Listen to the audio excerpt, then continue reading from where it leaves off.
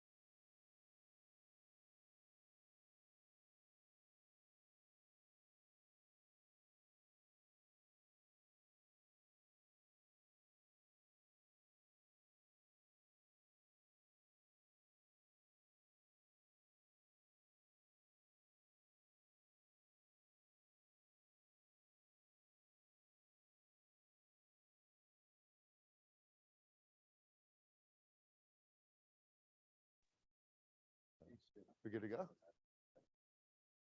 All right, you guys, good afternoon. How the heck you doing? Good. All right, I saw Hector yesterday. His energy is still high from yesterday. Let's just try that one more time for the people in the back of the room. How the heck's everybody doing today? Great. Check. Yeah. When you guys saw this event advertised, what was the most exciting thing for you? What were you stoked about? What were you excited to learn today? Let's just hear from you guys. When you saw this, say again. Amen. How many people don't want to be broke in 2023? All right, cool. So you saw that. Can we turn? Thank you. Thank you. I don't know who's controlling the music. All right. So she was attracted to this event because I don't want to be broke. That caught her attention. What else? What else? Say again. Elaborate. What do you mean? Absolutely. So don't be broke. Mindset. What else? You guys get a couple other ones. Yeah, it's. Say again. Yes. Get in front of it right now. Yes, absolutely. It's a great time to start. November's ideal time to start. What about this side of the room, my man? Yeah. Let's be real, right? All right. How many people are seeing Neel in person for the very first time? Right? Is that weird? Like 10, 20 years ago, I've been following you for years. It wouldn't have existed, right? So I love that. Here to see Neel. What else, you guys? When you saw this advertised, what was it about this event that pulled you in?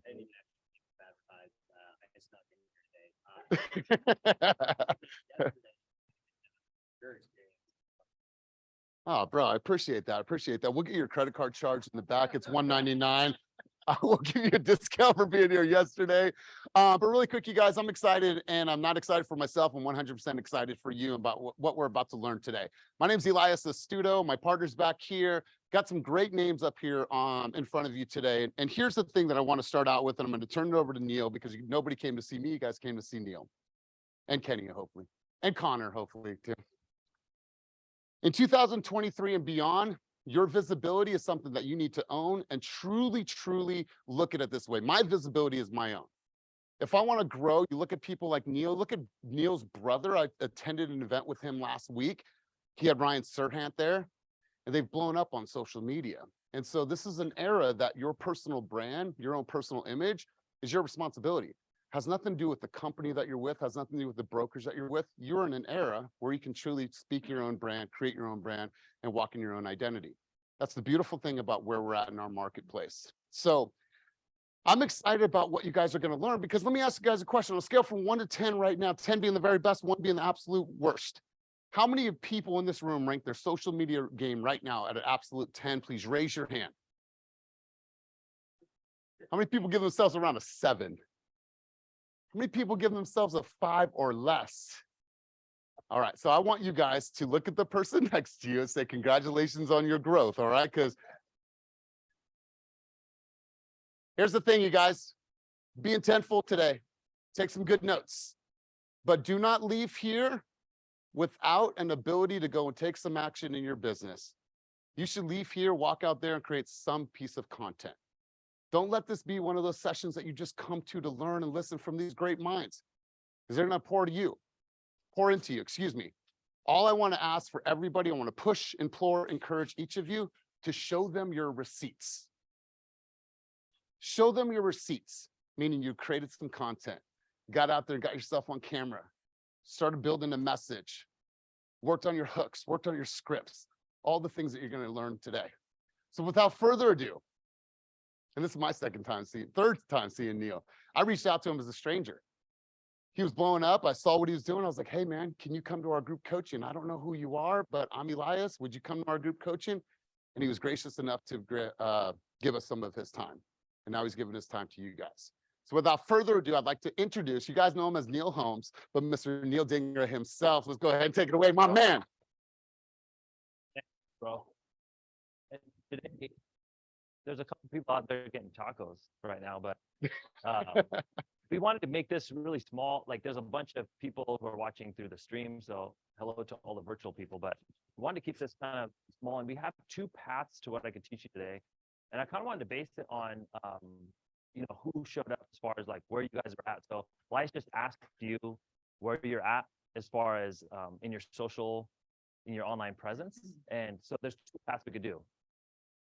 If you already understand the basics of putting out content, the content that actually works.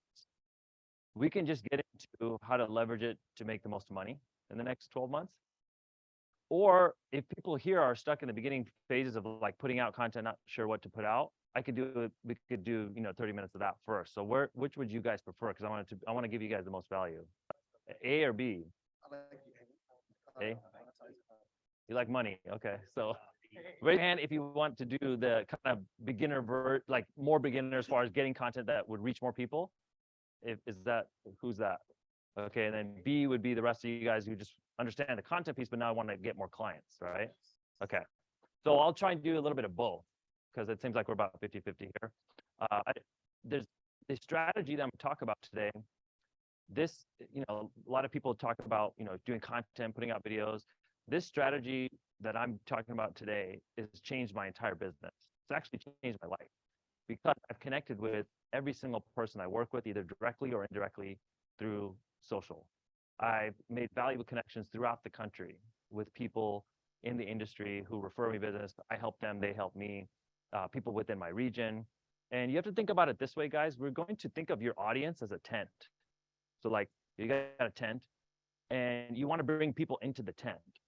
So some of these people can transact with you and many of these people will never transact with you. They're just there to watch videos. They're just there to engage with content.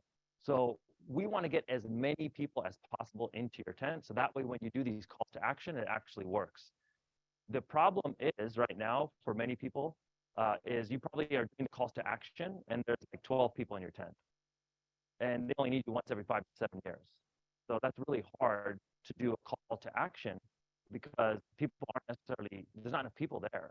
So we need to solve for the first problem first and foremost. We need more people watch your content, more people in your tent. So that way, when we run the calls to action, it actually works. There's people there. And just think about this, guys. You might think like, what's the value in getting thousands and thousands of followers? The value is now you're able to run a call to action. And we only need a handful of these people to make massive impact on our business.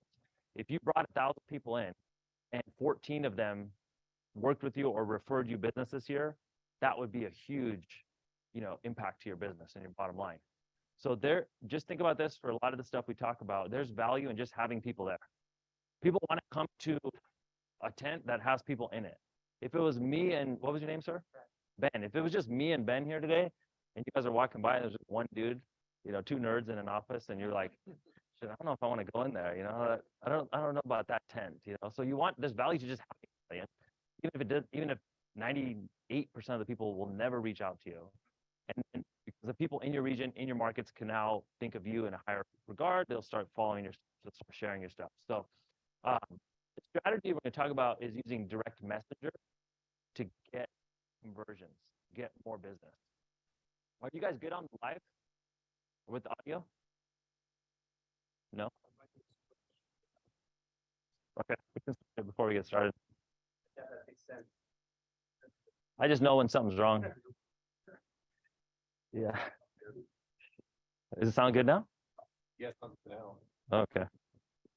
I just moved it, bro. Yeah, we can just switch it real quick, just in case.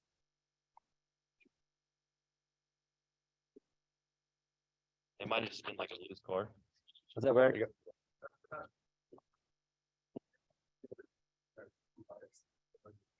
Oh, great. I got to tell a joke. So, Test.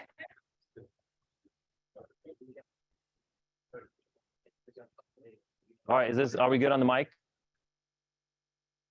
Homie?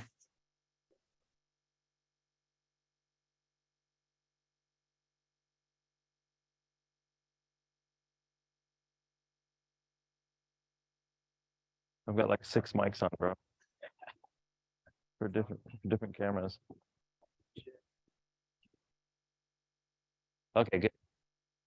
There's yeah, we're good now. Is it working for your live stream? You're good. Okay, good. Okay, so we're gonna go into using direct messenger to get more conversions. Okay. And how many of you are familiar with the DMs feature in Instagram? Are you familiar? Okay, so you send DMs, receive DMs. This is why Instagram has such an advantage over all the other platforms, is because of the direct messenger feature. Can we shut these doors? Well, no, it's just like music playing outside. Okay, good. And then shut these ones as well. If you can't, if somebody could just grab them.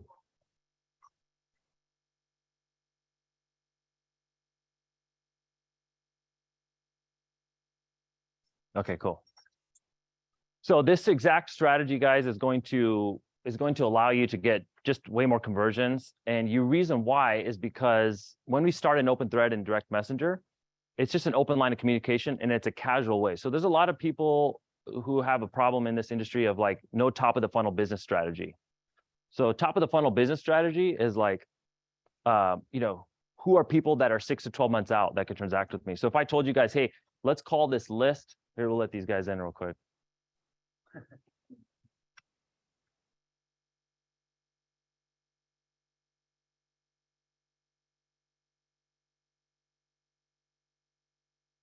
You guys are late. What's going on, bro? You doing a photo shoot? Oh shit. Okay, we'll give you a pass. I think everybody went to the wrong location.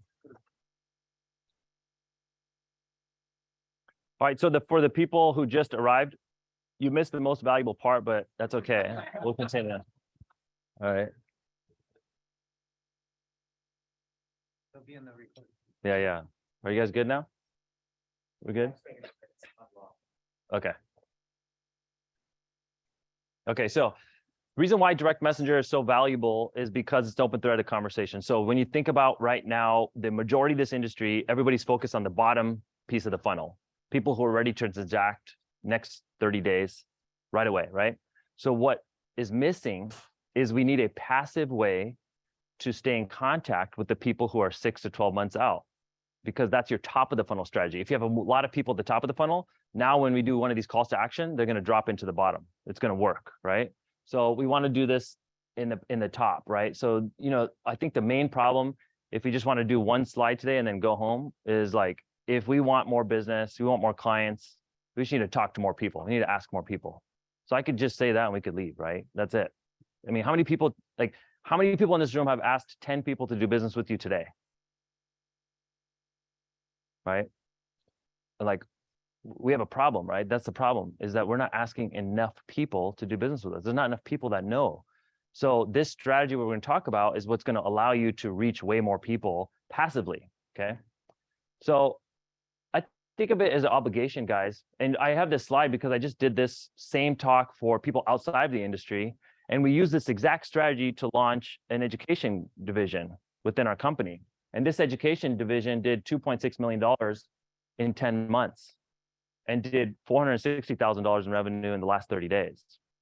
So this isn't relevant to the mortgage space, but I just did this talk for another group, and that's why people pay attention. Now, for me, if most people here, have you seen my content? Okay, so you're aware.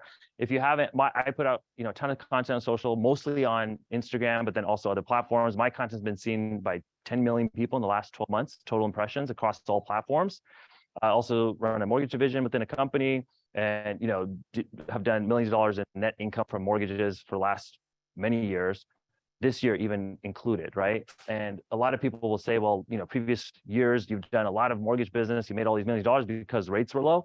Well, then why didn't you make that much money? Why did everybody make that much money? It's because not everybody has the same system. Not everyone has a brand. So, right now, business peaks and valleys. Right now, we're in a valley. Next thing that comes up is another ramp up. Are you going to be prepared to get more business during that ramp up? I know you can't see that right now because it's, people get super negative on this industry, but it happens over and over. How many of you have been in the business at least 10 years? So you've seen this before. Have you seen the movie before where it's dark? It's like, yo, man, this sucks. If you're not contemplating getting out of the industry daily or at least weekly, you're not normal. Okay. That's normal thought. It's okay. You can, think about that, but think about this. How many of our competitors don't underestimate, this is going to sound kind of mean, but don't ever underestimate how dumb our competitors are. Okay. I mean, the bar is so low to get into this business of real estate and mortgage. So you don't have to do that much. But if you are someone in here who's good at what you do, you really help clients, your clients have great things to say about working with you, it's your obligation to do more of this. Like, you should feel obligated to put out more content, to do these calls to action, to do all this stuff. The shift that's happening right now on the platforms is also the shift that's happening in our business. So shift in our business right now is, what's happened with the economy, what's happened with interest rates, right? There's a massive shift going on. There's also a massive shift in the platforms, and that's where we're going to get into the opportunity here. So how many of the people in here are in the real estate side? Okay, and then mortgage? Okay, so we're 50-50 real estate and mortgage. Okay. So the shift that's happened with the platforms are right now on Instagram. Instagram is falling behind TikTok, so they're pushing short form content. So if you're not producing short form content on Instagram, you're missing a massive opportunity. This will occur for the next 6 to 12 months. If you don't take advantage of this, you'll be regretting it right afterwards. Like people who, if you ask anybody who's successful in content, in business or anything, what's your number one regret? I can guarantee you 90% of the people will give you the same answer: not starting sooner. I wish I would have done this last year. I wish I would have done this last month. So, we're gonna have 70 people here in person, maybe 100 online. If 13 people say, you know what, today I'm actually gonna do some of these things, that's what's gonna move the needle, right? Don't worry about, hey, if everybody does everything that Neel just said, it's not going to work, because I'll give you a secret. Nobody does shit in this industry. Most people just learn, they don't execute. It's just human nature. You get too busy, whatever. So this one's going to cut through the noise, because we're just going to run plays that work. Because I could tell you a bunch of shit that, maybe it works, maybe it doesn't work. You don't get traction. This strategy actually works because I'm in the business. I'm in the exact same business as you, and I'm doing it. Then I tried it in another business and it blew up. Then, so no matter where you try this, it'll work. There's a big shift on social media right now between paid media and earned media. So paid media is running ads. How many of you have done internet leads from Facebook? Have you ever done Boomtown leads? Any of that kind of shit? Pay-per-click leads? I was trying to think of like the best term to describe the leads, and the only thing I could come up with was dog shit, right? I don't know, like there's nothing that describes it that good. And it's because these are top of the funnel leads. They're not serious. They were tricked into giving their information. They're not really even leads. You know what I mean? Like I would say they're pre-leads or even prospects. So earned media is a totally different game. Earned media is where you brought people into your audience, and now you've earned their know, like, and trust factor. And then now the calls to action work tremendously well. So think about how we could get earned media. It's probably exponentially, I don't know what, 10 times, 20 times, 100 times more valuable. This guy, Grant Cardone? Yep. So this guy says recently in an interview, I'll take the reach of organic over paid any day of the week. Like he runs a shitload of ads, and his organic is where he's making the most money. Reason being is he launched Cardone Capital, which is a fund that buys real estate. And he just launched this with no paid ads, just to his organic audience. And he was able to raise $900 million over the past 2 years on social media. They bought $5 billion worth of real estate. Now he's approaching $6 billion. He's got 11,000, 12,000 investors, and he became a billionaire. If he's not there, he's pretty close to a billionaire from social media, from earned media. And now you might think this guy's crazy, like, I can't get to that level, but I'm not trying to become a billionaire, but it would be nice to be a 10 millionaire or, something like that, right? That's actually attainable if you think about it in terms of math. This guy, how many of you guys know this guy? Alex Hormozi, right? This guy is doing all organic. He's spending $60,000, $70,000 on video and editors and all this kind of stuff, right? And he's posting it across all the platforms. And he was interviewed at a conference I was at, and he said this from the stage. He says he's getting the equivalent of $2 million worth of Facebook and Google pay-per-click ads for free from the content that he's producing. So you would have, he's spending money on videographers and editors to get what would have cost him $2 million a month. That's insane. This was another guy we just did a conference for, so we put him in there to say he's going to be next. So you have to think about this. We're going to talk about communication, which is on social. And then we talk about how to leverage the communication. So first and foremost, we need to put out these videos. If you're going to get started and you need to, say you're at zero, say you're at a couple hundred people and you need more people in the tent, like those of us who were here earlier, we talked about this. How do you get more people in the tent? Well, we're going to talk about that first. and then what's the best way to leverage it? And that's the DM strategy that we're going to go through. So content's the first and foremost thing. I'll tell you why it's not working for most people. It's because we talk too much about the process and not the results. So you talk about, what is, you might talk about, today we're going to talk about FHA loans. Today we're going to talk about this new jumbo product. Today I'm going to tell you guys about the DSCR loan. Like, what are these things at the end of the day? They're just things that we would understand within the industry.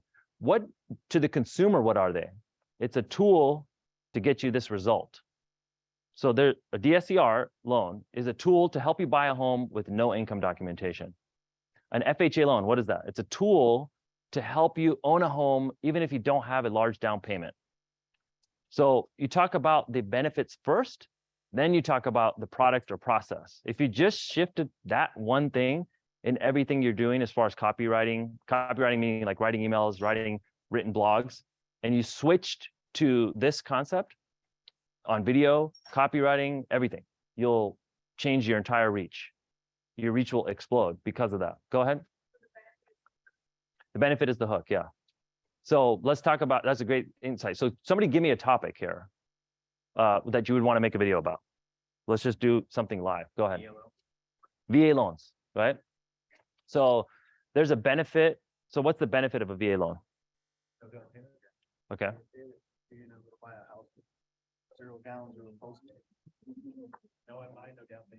Okay. And that one's tougher because it only applies to this thing. So yeah, so when you talk about doing content for VA loans, a lot of people love to do VA loans. They're VA loan specialists. So if I said, I'm going to tell you guys about the VA loan, it's this amazing loan product for veterans, you're narrowing down to this small group of people. Now for YouTube, people are searching up how to qualify for a VA loan, how to do this on the VA loan. Those topics work on YouTube because people are actually searching for that. On social media, nobody is typing in that on the search. The content is being presented to people, and then they can watch it or they can just keep scrolling. So for VA loans, if it just popped up in my feed, the tool, it would be, here's a tool that helps you buy a home with zero money out of pocket. It's called the VA loan. This is a loan for people who've been in the military, who have served in the military, blah, blah, blah, blah. Now you've given them the information. You've told them the criteria for you told them about the product. You told them the criteria about the product, and you've got to educate them. If you started with VA loans, nobody watches the video. If you started with a tool to get you into a home with literally no money out of pocket, it's called the VA loan. And then, somebody's in here is going to tell you, well, what about closing costs? Well, we can get into that in the video or in the caption, right? But just dumb it down in the beginning. There's a study that was done recently. It said if you can keep your beginning hook to a, fourth grade reading level or better or lower, you would get a 300% increase in reach. If you can make it so the first line of the video is easy to understand on social. And again, we're not talking about YouTube. That would be a whole nother talk. YouTube, you can go super narrow. We can make a video about entitlement on VA loans. Like you can go very, very narrow because people are searching up those topics. So copywriting, simple example, iPod came out. We describe it, world's first digital media player. How does Apple describe it? 1,000 songs in your pocket. The benefit of the product, not the product itself. Is that making sense for you guys? Yes. Okay, cool. So I just want to make sure people understand this because somebody's going to leave here and they're going to make a video and they're going to say, here's how you get your, here's how to write the perfect offer. What is an offer? Why do I need it? I'm not in the market right now. So we want to make that video valuable to people, even if they're not in the middle of writing an offer. So the way to do that is like, here's a huge mistake I see buyers making today. A poorly written offer, and this ends up costing you thousands of dollars. Here are the two things you need to do to make sure your offer is airtight, or here's the two biggest mistakes I see people make when they write an offer for their first home. People can be like, oh shit, tell me more, right? I'm not even in a transaction and I want to save that. I want to share it with my sister. I want to share it with a coworker. So it's content that's valuable to people, regardless of whether they're right now or 6, 12, 18 months away. Does that make sense? Okay, so the other thing that's changed on the platforms is it doesn't matter if you have a ton of followers. What matters is a community of people that you can actually talk to. So I'm going to pull up a stat here. The community that you're going to speak with is going to be the people who are actually engaging with your content. So it's not going to be, having thousands, tens of thousands of people that follow you. if you told me you could have 10,000 follows or you could have an account with 1,000 follows, but the 1,000 people are actually communicating you with the DMs, you would take the first one any day of the week. It's like no questioning, because even though it's not these huge numbers where people are going to get the social proof, it's actually more engagement, and that's what counts on social. So you're going to think about this. Who here has actually built their Instagram to above 1,000 follows? So we have quite a few people, and this is all organic, right? So you've just been posting and people have been following you. Okay, so you guys are way ahead of the game, because you know how hard it was just to get from 0 to 1, right? And then it gets easier. And then when you get to 10, it gets easier. But I would just tell you this, don't participate in the shortcuts. It's not going to work. It's just, it ruins your engagement. You have to start all over. There's people in our groups that have purchased follows, purchased engagement. It looks worse to the audience, because now they're like, oh, this person has an audience, but nobody's engaging with the content. So we'd rather have a community of people that can actually engage with the content. And then here's what's going to change the game for us. So we talked about how to get more people to watch your content. That was the first part of this, right? Now we have people in the tent, right? We're going to write better hooks. We're going to shoot better videos, and we can answer questions. Connor's going to be here with me, and Kenny's going to be here. We can get into specific questions. We just did one for VAs. Before we move into like the conversion, somebody give me another topic so we can just make sure we understand this hook part. Throw up a topic, any topic for loans. 2-1 buy down. Okay. So what does a 2-1 buy down get you today in this market? Payment saves you money. Yeah. Okay. So at the end of the day, a 2-1 buy down, the benefit of a 2-1 buy down is it gets you a lower payment and rate for the beginning of the loan. Especially, and that's super valuable because today interest rates are high. So I'm going to tell you guys about a tool that will get you I'm going to tell you about a tool that will save you hundreds of dollars a month it will save you hundreds of dollars a month when you buy a home in today's market. That's the hook. I'll tell you about a tool that will save you hundreds of dollars per month when you buy a home in today's market. It's called the 2-1 buy down. There's a program where the seller can give you a credit that will temporarily lower your interest rate and your monthly payment for the next 2 years. By the way, 2 years is when rates are expected to come back down by most experts. By the way, in the next 2 years, most experts predict that rates will come back down. So this will get you to this higher rate environment and get you into the property at a low rate. So like that's the video, right? Not starting off with, hey guys, today I'm going to tell you guys about the 2-1 buy down. People are just like gone, and so your competitors are going to make that video. You're going to make the video that says a tool to save money on your monthly payment, save hundreds of dollars on your monthly payment in today's market. Does that make sense? Okay, good. So now we've got these people, you got 1,000 follows, you got maybe 100 follows, doesn't matter. These people are following you. How do we get them to actually engage? How do we get them to respond? How do we get them to reach out? If you ask the audience, if you just post the content, but you never ask them to engage. So you just posted it and you're just waiting for people to reach out. There are people who will reach out. I get DMs all the time. People just DM you. They're like, hey, Neel, I've been watching your stuff. Would love to get information about buying my first rental. Or, hey, my sister's thinking about buying. Would love your content. Would love to reach out. So I was like, every time that happened to me, I was super excited. I was like, damn, this is amazing. People are just coming. This is all inbound. But here's the thing. There's a bunch more people who are hiding, okay? These are people who will never, ever respond. They are so stingy, they'll never even hit the like buttons. Yeah. You know what I mean? They'll watch your shit. They'll just fucking scroll past it. They're watching everything, bro. They're seeing your stories, they're seeing your content. They will never engage, drop a comment, hit a like, none of that shit. So those people will respond if we made a simple call to action. They will reach out to you. So these are the people who are hiding. And I guarantee you right now, I don't care if you have 100 people in your audience or you have 10,000 people in your audience right now. There is somebody who has a question about buying or selling real estate right now in your audience. Guaranteed. I'll put money on it. They just need to be prompted with a simple way to reach out to you, right? And these are people, like, again, I'm telling you guys, I can't stress this enough. They won't reach out to you. They will just stay hidden. They'll just be in your audience forever. So how many people have you asked? We went over this. We're going to increase the output of what we're doing without the time. How many of you have so much time that it's just plentiful? You can do whatever you want all day. You don't have shit to do. Okay, so there's 3 people here. For the rest of us, I don't know. I want these guys. Whatever. Maybe they're just wealthy already. For the rest of us, we got family, we got kids, you got work, you got shit, there's stuff. For me, my plate's full. My to-do list is deep. Like I get anxious thinking about my to-do list, right? I don't know if anybody ever has that feeling of like, how am I going to get all this shit done? Oh, and then I'm coming to this class with Neel and he's going to give me more shit to do. Fuck. Now I'm really fucked, right? So I don't want that to be the thing. The thing is we're going to increase the output, but not the time. So if we increase the amount of people we're speaking to weekly, now you don't have to do as much work. So I found with prospecting, the best part about prospecting for me was when I got to stop doing most of it, because the content was doing the prospecting for me, and then I could just talk to people who are interested. I could do the calls to action and talk to the people who met my criteria. That was like mind blown. I was like, holy fuck, this is what people like. This is cool because now I'm just talking to people who want to do business with me rather than chasing leads, right? So this is what's going to help you. It's going to save your time. It's going to help you improve conversion, retention, instant credibility. It's a huge mistake I see a lot of people making with the small following, and even any following, I should say. If you're proud of your Instagram, making better videos. We can get into like shooting them better, framing them better, all that technical shit too later in today's session.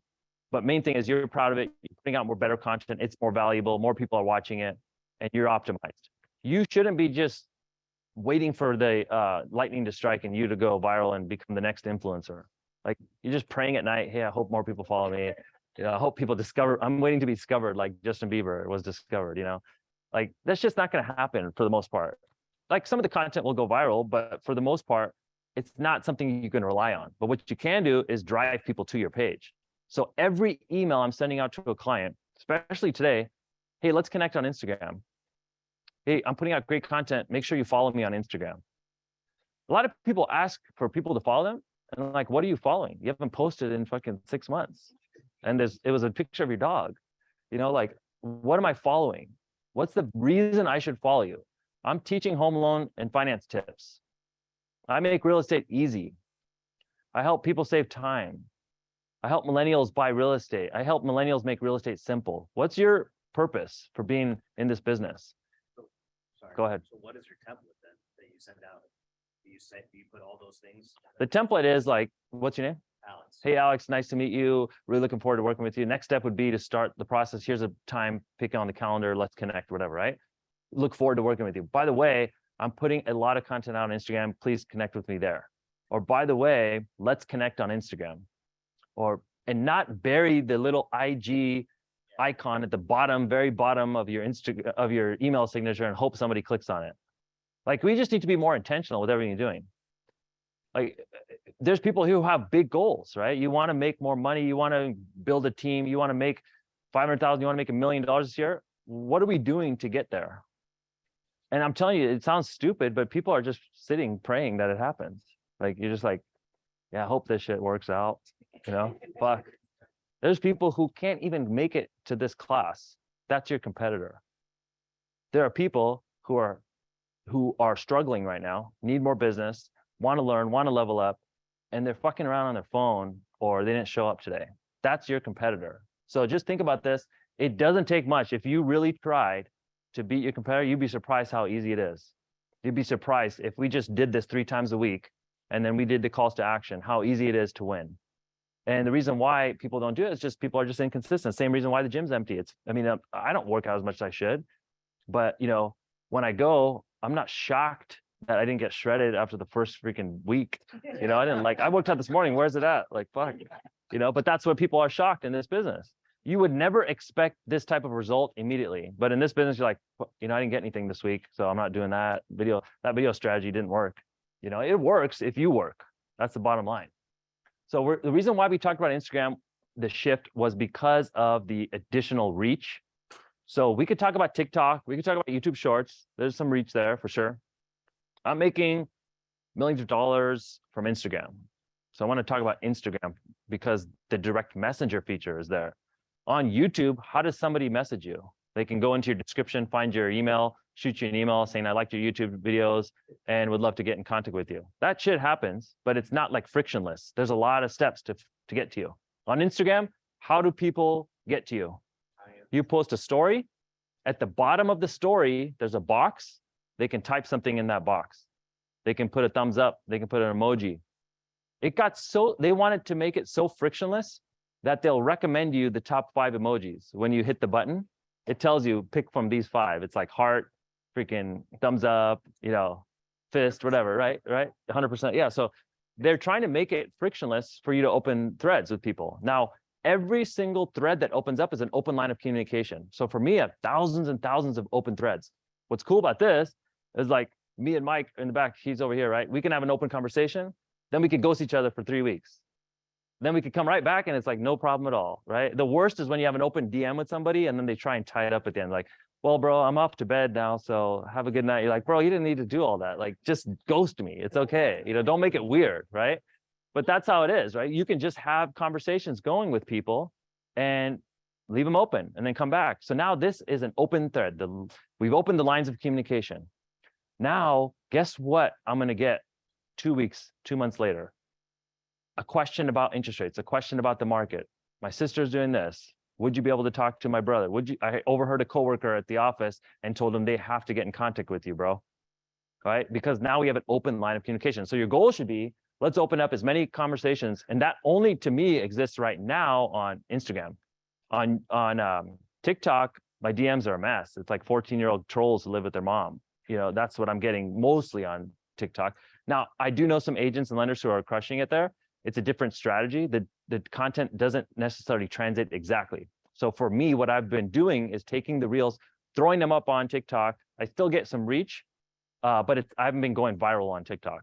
I've just grown slowly and steadily because I want to be there, because it's the #1 app in the country. It's taking over. So we have to like have a presence there, but I'm not really focused daily on there. I took the shit off my phone because every time I open it up, I spend like 30, 40 minutes in this rabbit hole. I go in to check one thing, and all of a sudden I'm watching, you know, people break shit, and you know how it is. Like it's a TikTok rabbit hole.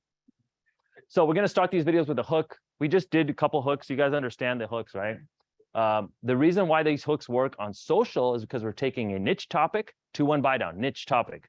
Nobody knows what the fuck 2-1 buy down means. Broad appeal, a tool to save you money on your mortgage every month. A tool to take $500 off your mortgage. Here's how I just saved my client $500 per month for the first year of their home loan. Here's how we did it. I'm going to show you guys step by step how I did this.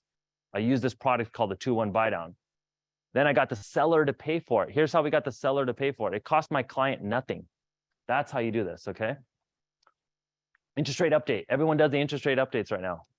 Okay, interest rate update. Here's, my name is Neel with All Western Mortgage. Today I want to give you Thursday's interest rate update. Like I get 13 people to watch that video, right? It's hard. But what if I started this? Here's the biggest opportunity I'm seeing in today's market. Interest rates have spiked, which has caused demand to plummet. You can use the next 6 months to get an amazing deal on a property. I have clients paying 6 figures below what they would have paid just 6 months ago. That's the opportunity. Oh, and by the way, you can refinance this debt in 18 months when rates come back down. And then you can hedge everything in the caption. Most experts say interest rates will come down in the next 12 to 24 months, right? You can hedge all that stuff in there. If you try and hedge in the video, you just dramatically reduced your views. I have a video out right now that says, you should never put 20% down when you're buying your first house. First thing I was thinking when I was saying this was like, well, what about the guy who already has a shitload of savings and inherited? He's probably good to put 20% down, right? And so I'm thinking of all like the one-off scenarios where it would work. I can put those into the caption. If I started addressing that in the hook, nobody's going to watch the video. Nobody's going to like be engaged. So you can be controversial. It's okay. Here's why you should never put 20% down on your first home.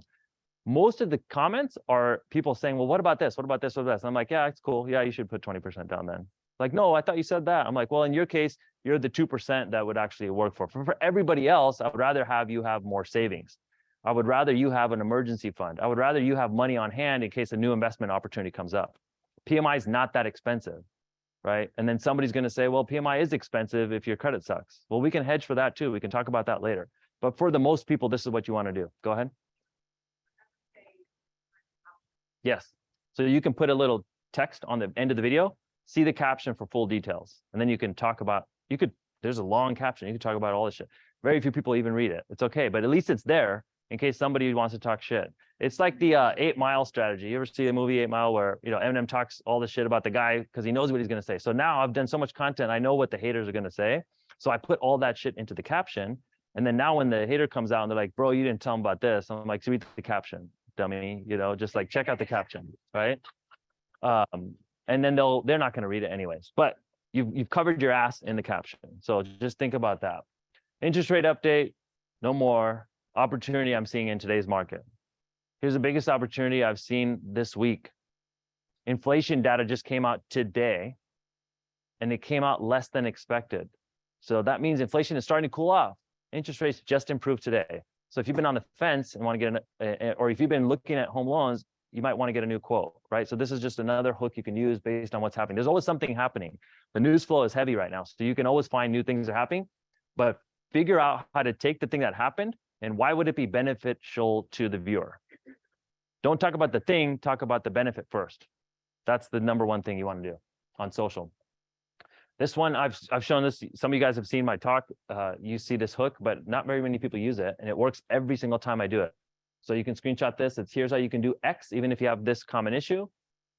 So here's how you can own your first home, even if you don't have a large down payment. Here's how you can buy a property, even if you don't have the best credit, right?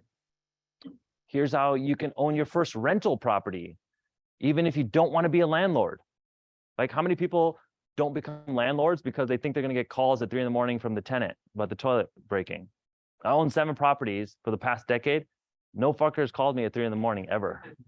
I literally have never been called. I mean, I'm like, maybe I'm lucky, but I've never been bothered, right, by that shit, because you can do all these things, right? So dispel those myths, put out what they think is the issue, what the public thinks is the issue. Here's why you should look at buying a property this year, even though the media tells you the market's about to crash.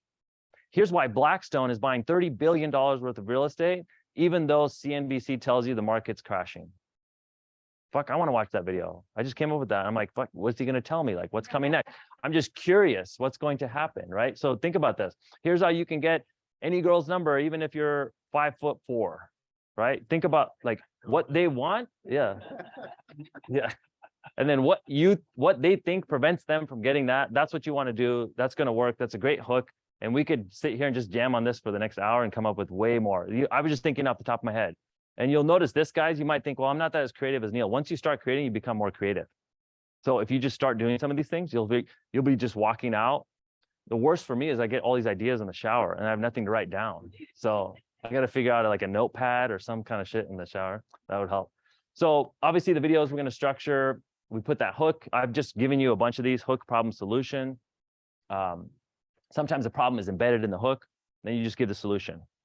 So just think about that hook first, the benefit to the borrower, benefit to the buyer, seller, then the problem solution. Terrible mistake buyers make. They think they need 20% down, do this instead. I think right now, if you surveyed 100 people out here, 70% would, maybe even 80% will tell you they still think they need 20% down to buy a home. It's crazy, even today with all the knowledge out there. So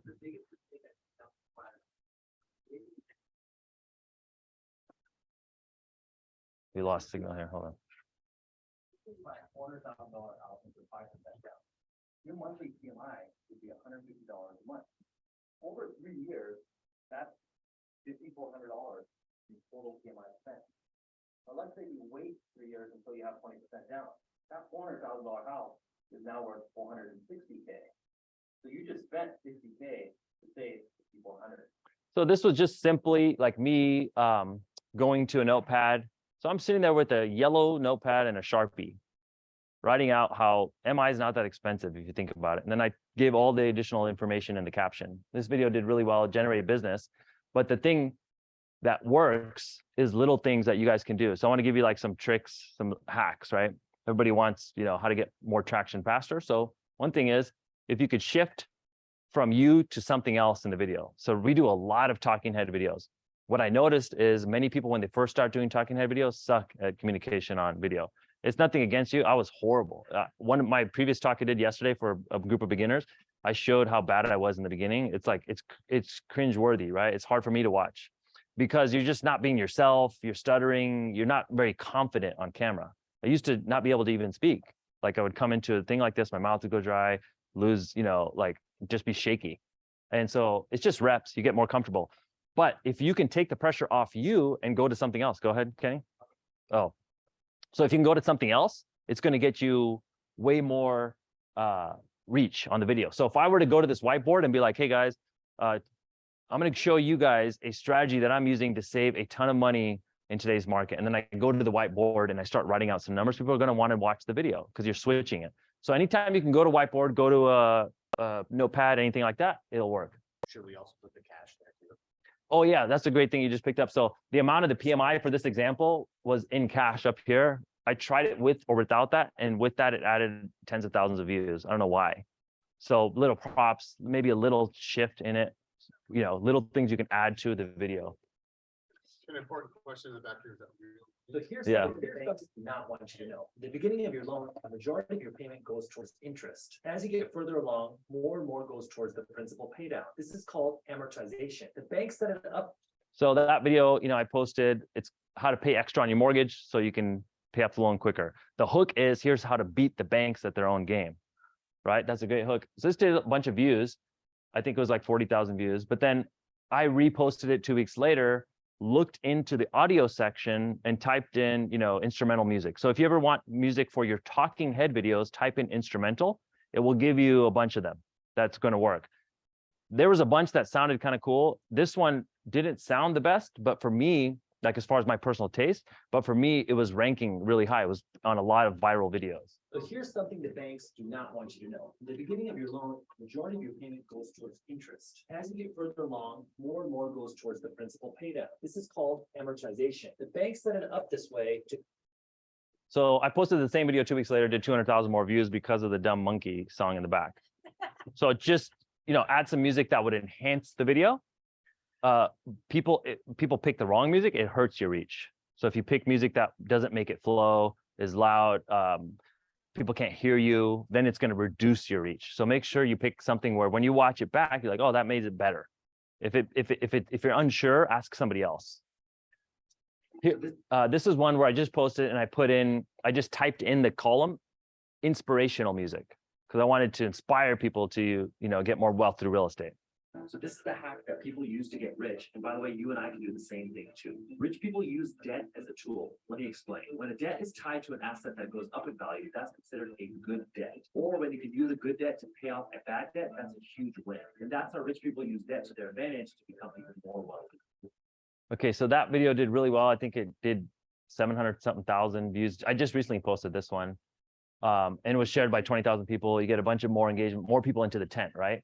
Not every video is going to do that, but what's cool about it is you see how you can use music to enhance the video. So we're going to shoot better. We're going to have the videos framed. We're going to have better hooks.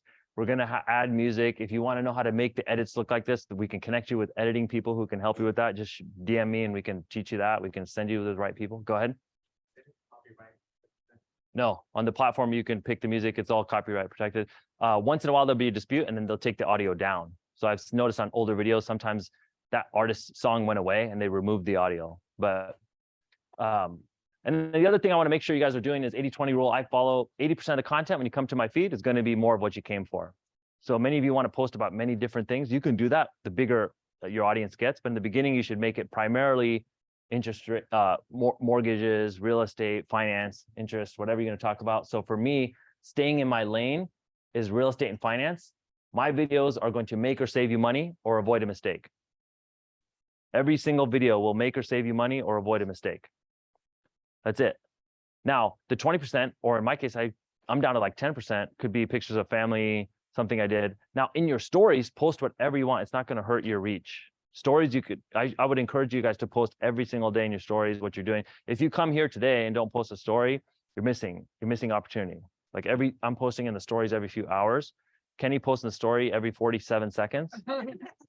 So make sure you post in the stories is gold. Kenny doesn't even post in the feed. He's grown his business to multi-million-dollar business just off stories. So think about this, guys. It's a massive opportunity. And then when I think about the number of people we've reached through Instagram reach, sometimes I'll reach millions of people in a 90-day window. Majority of the people I'm reaching are going to be millennials So target audience, millennials with money. Millennials are the largest generation in the history of this country. They're also in the peak home buying years. They're also on Instagram. So that's why I'm focused on Instagram. Content reach for Instagram is all reels. You don't get any reach from posts. Go ahead. Does Instagram give you that data? Insights, yes. As you get, I think when you get to a minimum level of audience, you'll get all these insights. In the meantime, just trust me because I've posted a couple thousand times, okay? Yeah, it's a creator account. Creator, yeah. So the short form content is getting the most reach. You're getting insane reach. It doesn't even compare to posts. When I go live, you ever go live on somebody's account, even a real engaged account, and they'll have just 20 people on the live? That's because like the algorithm for lives is so bad. The algorithm for everything is so bad, except for short form video. They'll blast it out for you for free. So now we're going to get into the leverage piece because we're limited on time. We want to get to the rest of the Q&A. The leverage piece, this is what is most important, because we can talk about the content all day, but if you're not turning it into deals, you're going to quit doing it because you're going to be like, what's the point? I mean, some people love getting likes and follows, makes you feel good, but I'll tell you, nothing makes you feel good or better than getting another client. Nothing feels better to me than being successful in business. That's what gives me my purpose, right? To help it, like if I'm failing or not doing what I'm supposed to be doing business-wise, I just feel bad. Like I just have a nagging feeling. You're just not at your optimal, state of mind because there's things you should be doing, right? You could be doing more, you could be doing better, but you just don't know quite what to do. So that's the purpose of what we're talking about today. I could say do video, or I could say do video this way. So if you do video the way I just told you, reach way more people. Now, if we run the calls to action the way I tell you to do now, you're going to get way more people to respond. And then if you get some success, it's going to encourage you to do more. And then now it's a cycle of do more, you get more. The reason why the calls to action are going to work for everybody here is because you're going to give before you ask. The whole purpose of the informational content is to follow the Gary Vee model of like jab, jab, jab, right hook. I didn't really understand it until it started to see it work. The whole reason people will respond to your call to action is because your videos are valuable. You provided information with no call to action. You can have a subtle call to action at the end of the video or in your captions every once in a while, but for the most part, they're just getting free information, right? Sam and I were at an event last night and this realtor was learning about the concept. And he's like, well, I don't really want these freaking, casual followers. Who cares? What's the point of having all these followers? Like, they're not going to buy from me anyways. And I'm like, bro, you're missing the whole point. You have all these followers. So now people want to come to your party. They want to come to your tent. And then even the people who could transact with you now want to be there. And there's just shit going on. There's people there. Like I told you, it's just weird if you and 3 dudes are there. It's strange. What I mean? Like you go to the nightclub and it's just 3 dudes. Like nobody wants to go to that club. I'll tell you right now, there's no value there at that club. The value has to be like shit's happening here. There's fucking posts, there's stories, there's valuable information. So you want to give before you ask, and then we're going to do the calls to action. I will say CTA. I assume people know what CTA, but CTA is a call to action. How can people start the process of working with you as a realtor or as a lender? How can people start this process? We're going to give them a call to action. The call to action is going to be one simple step. If you tell people to do 2 things, if you give them options, they do none of them. People are dumb. They're even dumber on social media. Think about your intelligence level when you're scrolling social. You're not peak optimal performance, bro. Like you're kind of like, just maybe you're almost lazy brain. You call it TikTok brain, where you're just scrolling.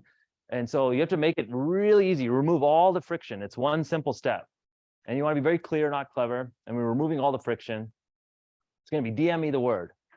So we're going to do content. Then we're going to do calls to action. Before we do the calls to action, we're going to give some value. I'll show you some example real quick. So DM me the word is because I was sending people to landing pages. The landing pages weren't converting because people have to leave Instagram, go to your landing page, opt in, then they get them some information. They have to check their email, right? Some people would just give up along the way. If you ask people to just DM you, that works, but then they don't know what to say. How many times people have you written out a message and then erased it because you didn't want to sound dumb? I've written out comments on people's posts. And I'm like, oh, that's a dumb comment. And I deleted it, because you didn't want to put yourself out there. Or you don't want to look stupid, right? So you don't quite know what to say. So then many consumers just say nothing. They won't send you the message. They'll just sit on that information forever. So DM me the word is easy because now you can insert a word. I found out that the word needs to be easy to spell. So home, buy, invest, grow. The longer the invest is pushing it. I mean, that's tough. But like, so you want to be, yeah, fourth grade reading level or better. You know, I see people say, DM me the word intelligent. I'm like, fuck, you're fuck. You know, they're thinking like, there's no way. So you want it to be super simple. So here's one I just did that generated a ton of leads. I'll show you the funnel real quick. Okay, so why is rent so damn expensive? Last month, the data shows that rental prices are still at all-time high in many of the markets throughout the country. You're starting to see home prices cool off, but rents have remained really elevated. Here's why. So this was just bullet points from a Wall Street Journal article that I read that morning. Then I screenshotted this article from Blackstone. They're buying $24 billion of real estate. That fund ended up being double the size, by the way. And then what should you do about this as a consumer? It's a goal of yours to buy a home or buy your first rental property in 2022. There's some creative things you can be doing to get a better deal and to make it a good investment for the long term. So DM me the word invest and I'll send this over to you. I'm putting together a free guide for people. If you want it, DM me the word invest. Okay. No, this is just the stories. So for me, I'm getting the most traction by doing this calls to action in stories. When I did it in the reels, you can do that, but it reduces the reach of the reels. So if you were producing a ton of reels and you want to make one of them a call to action, then you can do that. It's just going to reduce that one. But for me, I'm just going to put out the content, no call to action. I'm going to run the calls to action in stories. So that one, I got a guy immediately right afterwards. He's in Denver, referred him out to our office there. If you, for realtors, you know, you get referral fees from people out of state. So also you should be thinking of ways to grow your teams. If you're not with a company that allows you to benefit from recruiting, you should think about doing something like that. You know, I don't have I'm not in the real estate industry, but I just think it's just a no-brainer, right? You should be making money off being able to bring people in the real estate industry. But then also you can collect referral fees. Like we have people getting deals outside of the region. Don't just think about your region, or don't just think about your city, think about your region. But right after that, I started to get pages and pages and pages of people DMing me the word invest. We got 263 people to DM us the word invest. Like all these people just DMing the word invest. So CNBC, the news is telling you, hey, you know, people are they don't want to invest in real estate. Well, in my Instagram says otherwise. People are interested. They want to know, but they have to kind of trust the source. And then you have to give them a simple call to action. Now you'll notice the reason why that worked so well is because I gave some valuable information first. Even if I just simply posted the Blackstone thing, said I thought it was funny that CNBC and CNN is telling you to, you know, the market's about to crash. Well, Blackstone just raised $24 billion and it actually went oversubscribed, and they're going to be resuming buying single family homes, multifamily homes, student housing. They're going to double down on their real estate bet in the next 12 months. So as consumers, what should we do? You know, and then the other thing I talked about in that story was rents. Rents keep going up and they're pretty stubborn. Like, you know, prices have cooled off in certain markets, but due to a shortage of single family homes, rents are pretty elevated still. So you could talk about something first and then drop the thing. I'm putting together a free guide. Now the free guide is a video, 3-minute video where you go over the opportunities, buy downs, seller credits, motivated sellers, where you think prices are going to cool off the most, where is an opportunity to get a better deal. You could put this into a document, make it into a PDF. Graphics people will make it into a nice looking PDF. That's all you need to do. That's your guide. But now you've captured the lead. So I'm telling you guys, I got pages and pages and pages of these people that just reply, invest, invest, invest, invest, invest. So now what do you do? Because everybody knows in the beginning, we talked about the descriptive term for internet leads being dog shit. So now how do we screen all this shit into actual deals, right? So what we did the engaging content is now we're going to use, there's 2 tools. One is ManyChat, one is Typeform. And this may be too advanced, but I want to make sure people understand how we're actually doing this. And then we could go deeper. And I have many other ways you could work with me on this stuff, but Typeform is how I'm going to screen the lead. So Typeform is like basically a way to capture data quickly. It tells you how long it's going to take. It tells you it's going to take 45 seconds to fill this out. Get my free guide to buying a property in 2022. You want to start with asking for the email address.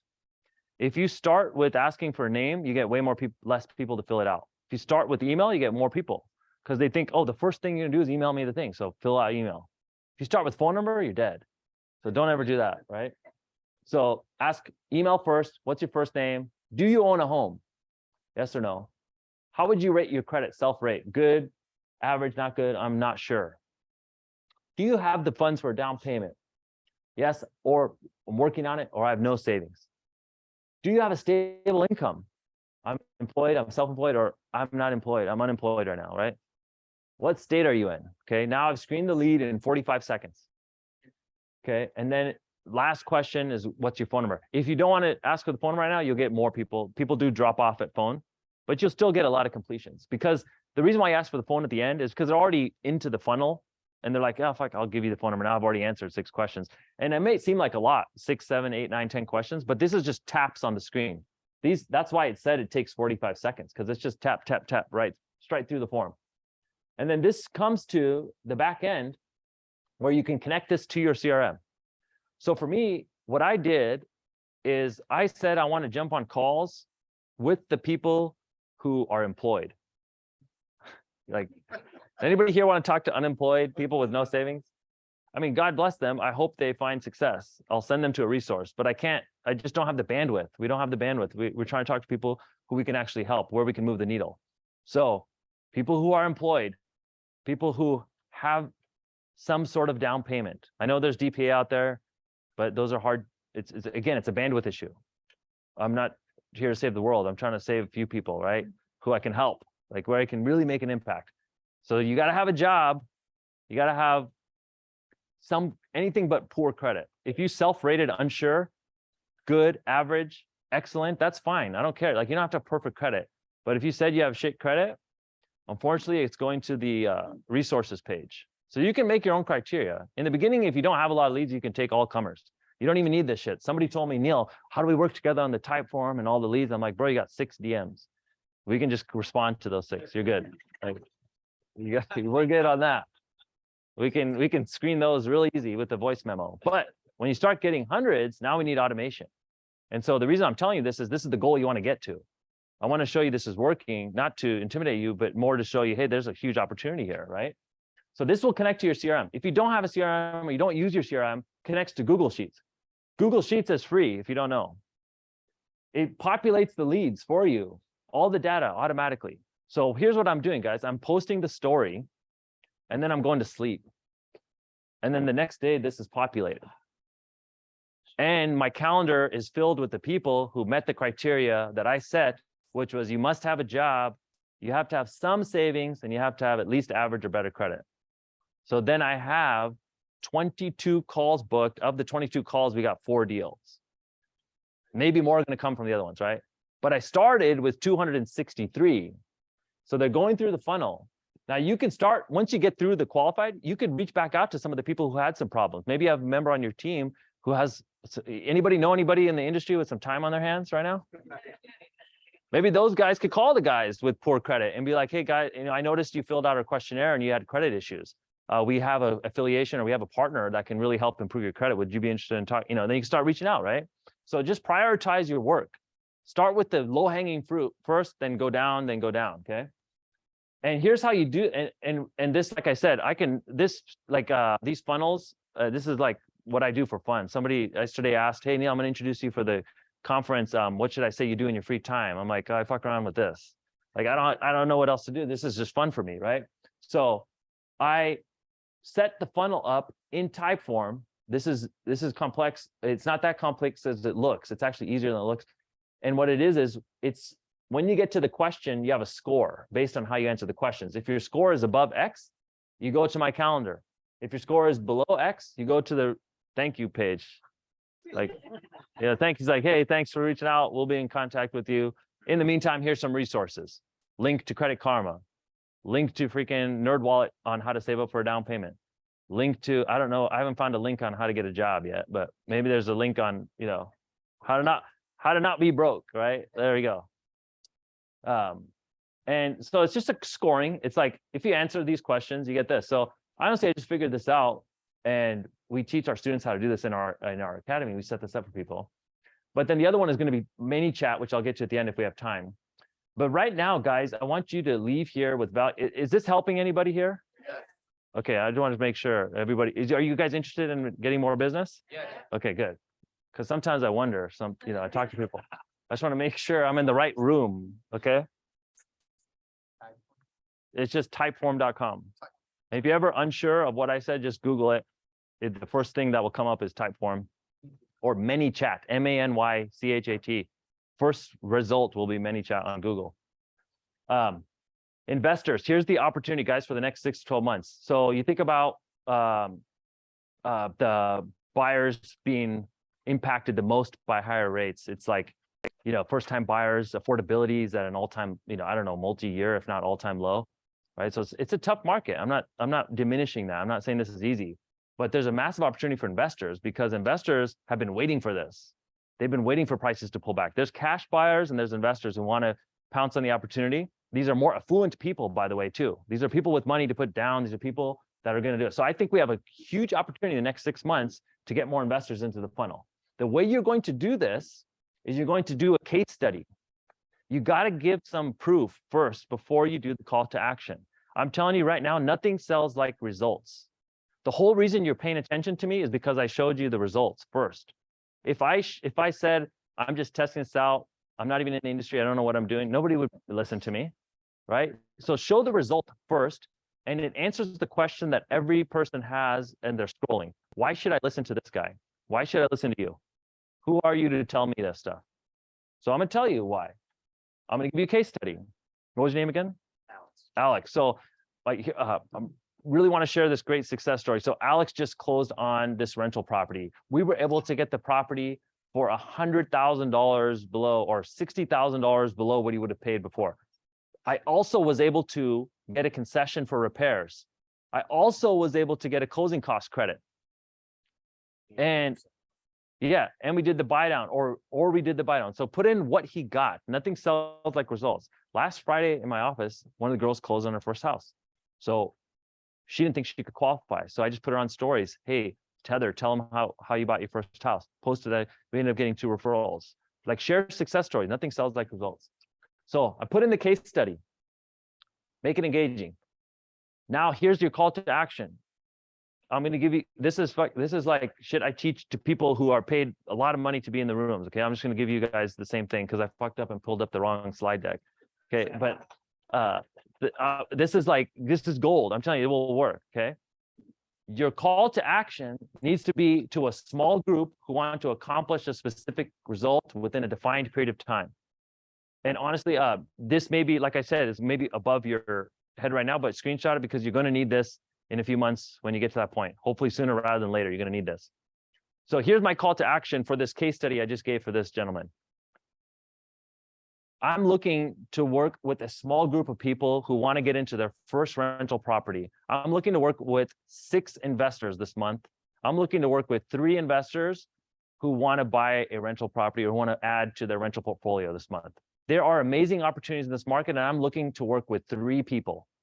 If you just say, I'm looking for a client, like I'm ready to take everybody, less people are going to ask you. I shouldn't say nobody, but there's going to be way less people. If you say, I'm looking for 3 people, game changer. I want to be one of the 3. Now you might say, Neil, that's a little misleading because you would like everyone. Well, no, that's not true, because in order for me to provide the highest level of service, get you the best deal, really pour into you as a client and get you the best result possible, I can only work with so many people. So the scarcity is not a lie. It's true. You can't handle all the people anyways. Your level of service would go to shit. If 100 people reach out to you, we're not serving anybody. Really, we should focus on getting people results, really helping people. And then now putting that message out there with the megaphone of look at the results I'm getting for my people. And if you want to work with me, I can get you the same result. So I'm looking to work with a group of 3 people who want to get into a rental property this year or want to get into a rental property in the next 60 days.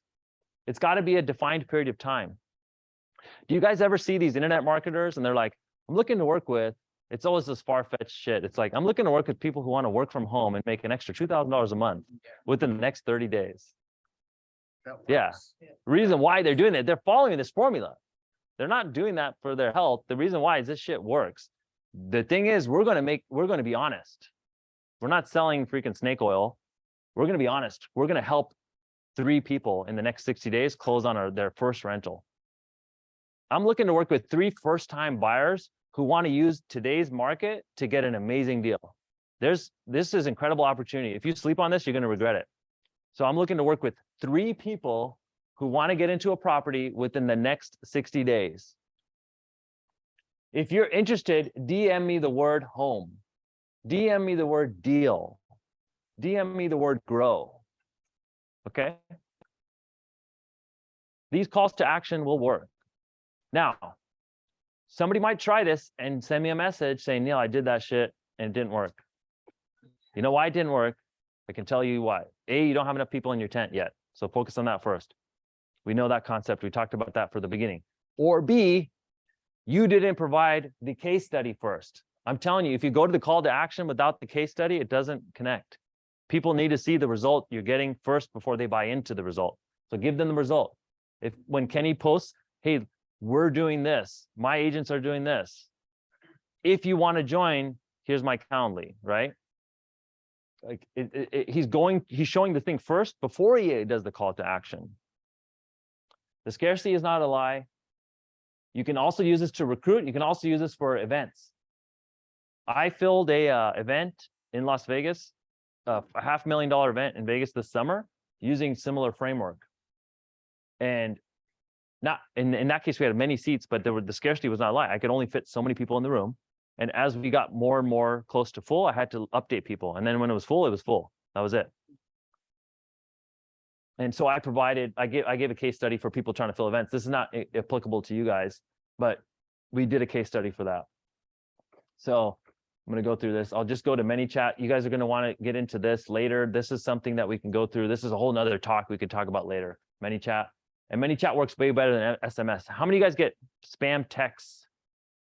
Garbage. Nobody's responding to them. Like text is supposed to be this new thing that is amazing. 100% open rate on text. Well, not when they're shit text. You know, nobody even look at them anymore. So they're just getting ignored. Nobody responds to that because they're not quite willing to transact in text. I know some people do text, and for me, I don't respond to spam text, but DMs people are willing to respond to.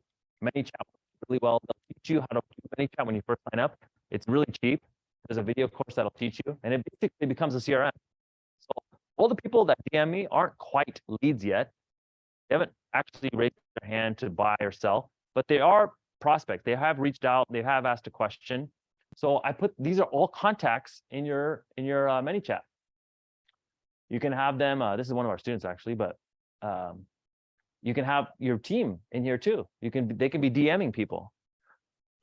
You can add anybody you want on the team. So you can put in team members. You can put your admin assistant, anybody that works with you. I'll give you guys a quick helpful tip before you let your admin or your assistant go into these. Make sure you clear the shit out of your DMs if you've got anything weird going on, because they're gonna this will you can see all the messages, right? If somebody's sending you weird pictures, they're gonna see it.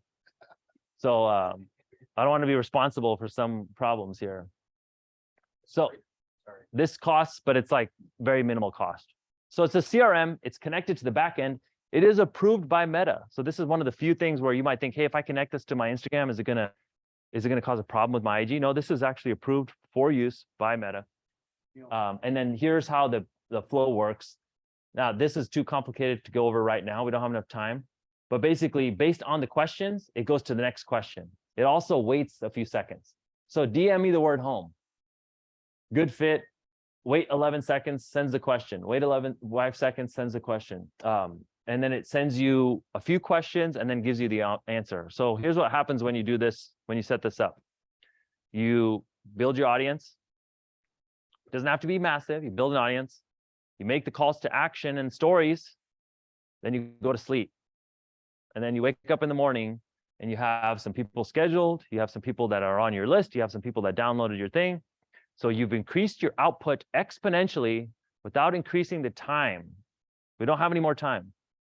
So we have to increase our output. The time, there's no more bandwidth. You can only call so many people. You can only knock on so many doors. This is where you're going to get your bang for your buck. So you made the text beforehand, so based off their response, how the bots. Yeah, and I made it super simple. It was like, if anybody wants to test one of them right now, I have them turned off for the invest, so that one's off. But if you just if you DM me the word content, if you just DM Neel Home content, it will do this one, which is you can join our online group where we teach all this stuff. who's in our online group here? So we have some people in our group who are already here. And this is the stuff we teach. We have a call every other Tuesday. I think the link will give you at a discount. I'm not sure. If not, just message me and I'll put you guys in for like cost. Oh no, yeah, I don't have that. Yeah, I should have set that up. Yeah, but if you guys want to join us, we have hundreds and hundreds of agents, lenders in there from all around the country. We go over content, we give you scripts, and we teach you how to convert into deals. And we go over this stuff because it's always changing. And then we do tutorials on exactly how to set all the stuff up I talked about today. So it's really important that we learn more about this. And yeah, so this is just the flow which I can give to people in that group. And then the main thing is that you're going to speak to one person at a time. And honestly, guys, you might think it's kind of cringe to promote yourself. You might think, I don't want to be selling, I don't want to be the sales guy. But I'm telling you right now, if you provide good service to people, if you are really helping people, and you're being selfish if you're not promoting yourself, because they're going to people who are not providing good service. They're going to people who suck at this job, and they're going to find somebody else if you don't promote yourself. So if you are somebody in this room right now who's like, dude, I take great care of my clients, do amazing work. They give me great feedback, 5-star review. They send me their friends and family. They trust me more than anybody. Then you're obligated now to post more, to promote yourself more. It's really important that you get this concept. You guys, if you're not telling people about what you do and how you can help people, you're being selfish. And honestly, right now, guys, if you have any anxiety or worry about this marketplace, what's going to happen with rates? How am I going to grow my business? How am I going to make more money? Maybe you have a family at home and you're worried about, being the provider. For me, I'm a sole provider, right? For my family. And that's the number one thing I focus on. It's okay to have that worry, right? But it's not okay to not do anything about it. So whether, you take one of my ideas today or you implement the whole damn thing, you got to do something different. Because if you don't do anything different, nothing's going to change. It's going to be the same shit a year after year. I was doing in this business, I was working really hard. I was working, many hours running, right? And I found out I was running in place, stuck at the same income level because I wasn't doing anything different. So think about what is the thing that you need to do to innovate? What is the thing your competitors are unwilling to do? And that's all you have to do is just a little bit more. Just execute on the idea. And now you come into the next category of people who are winning in a tough market, who are innovating. That's all I got for you guys right now. And then we can move on to the next section. Thank you.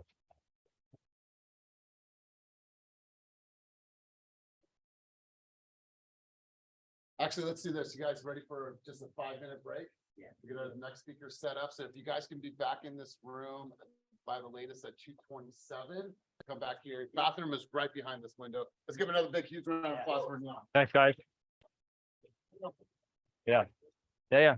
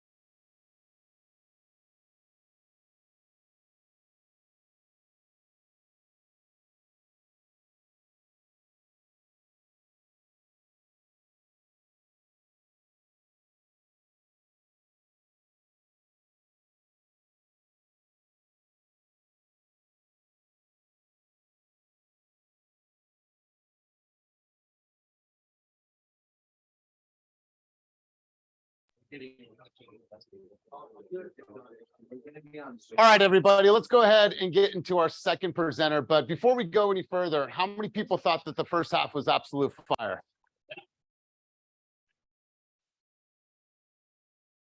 Permission to go just a little bit further with everybody? Do I have permission to go a little bit further with everybody? What? First off, shout out to the short dudes in the room. All right. Killing it. So I saw something last week and it really stood out to me. I thought I would share it because I find that it's applicable in the scenario. How many people in this room have ever said, I don't have time to make content? Please raise your hand if you've ever uttered those words or thought those thoughts. I don't have time. It's okay. She's on our team, so we connected, all right? I saw a post last week that resonated with me. And it said, I don't have time to post and I don't have time to create. Well, then you most certainly don't have the time to consume. Because how many of you guys consume a lot of content? How many people can go into your analytics right now and it's an hour, hour and a half, sometimes 2 hours, 2.5 hours. And then you said, I can't make a video. I can't make a video. So what I want to encourage everybody to do as this business is shifting and this business is changing, don't do any of this for the vanity.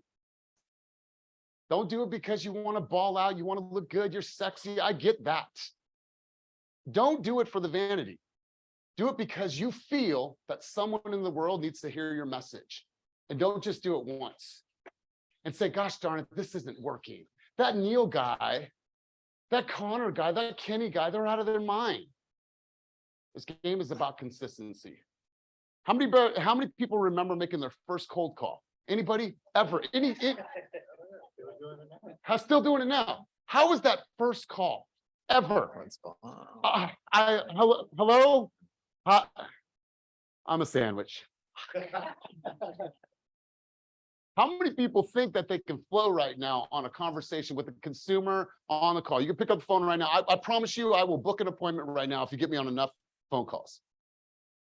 How many people remember their very first video? Remember that? A little choppy at first, right? Ever put shoes in the dryer after you got home from the river? What does that sound like? Clunky, right? It's clunk, ba-boom, ba-boom, ba-boom. You're falling all over your words, right? But what happens over time is that what we want to do is get you into more of a rhythm. The more that you do this, the more that you feel comfortable, the more that you're walking in your purpose. One thing I want you guys to do is go to answerthepublic.com when you have some opportunity. Thinking about what are consumers actually asking people about real estate, try to figure it out. All the answers are right there for you. It's a free site. Put in real estate in Orange County. They'll give you a slew of different things that consumers are actually asking for right now. They aggregate all of that from Google and they say, here's all the questions that consumers are asking. Now, what do you do? Cool. I'm going to set some content days in my calendar. How many people right now have time set aside in their calendar to make content? Look at you. Love this. Before I introduce Conor, just what if? What if you consistently created content for the next 365 days? What could come from that? Whose life could be impacted by you making hundreds and thousands of dollars? Whose life is impacted when you're a millionaire? Like, I want to put my mom on. I want to give her a life that she has never had. She deserves that. I'm 43 years old in a couple of days. You guys, I promise you this, I'm not going to be doing this in 7 years. Promise you that. That's right. So what if? What if that vehicle to help get you there is video? And all you have to do is close out the chatter, right? You look in the mirror and say, you know what? I'm going to answer to that person. I don't care about the storm, the noise, anything that's going on outside. I'm going to focus right here on this guy or this gal. That's all I can do. What if? So I'm going to leave you with that. Before we introduce our next speaker, I have a close relationship with this dude. He was at Zillow for 13 years as a growth advisor. He was actually our growth advisor when we launched Zillow Flex in our market. The dude has been a beast in video in the last couple of years. And I'm excited to hear from Conor Murnane about video creation along the same lane of you creating a brand that is indicative to who you are as a human being and giving you hooks and giving you techniques. So without further ado, Mr. Conor Murnane. Thank you, Eli. It's Mike. I really appreciate it. Can we also give one more round of applause for Kenny and Neel for putting this on?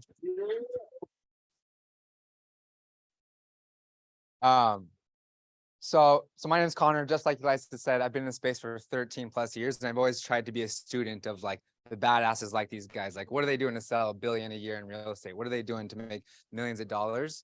And it was really just like he said, less than a couple of years ago, where we went from zero. I'm talking like Googling, how do you even post on Instagram? Zero kind of content, to what I'd say with the punchline of this, making 6 figures. This is, and what I'm talking about today is how do we do this directly from inbound sources. I'm not talking like your past client, your cousin saw your video and was like, cute, good job, like keep it up. I'm talking like a stranger reaching out to you, wanting to do business with you. And we're going to get into the formula and the tactics for that today. I'm going to keep this really tight. More than you, I'm going to aim for like 11 seconds per slide, so we can have some time at the end here for some questions and some panel. Good context though, having Neel going up here first, because this is us about 2 years or so ago. I was showing my wife this photo this morning. She said we looked super nerdy. But this is like, kind of think of this as like a use case. What if someone did, like in your situation, take a lot of what Neel is applying and tried to make it your own? And what are some of the ways that that can impact your life, your business, etc.? By no means did I, or have I been doing a 10 out of 10.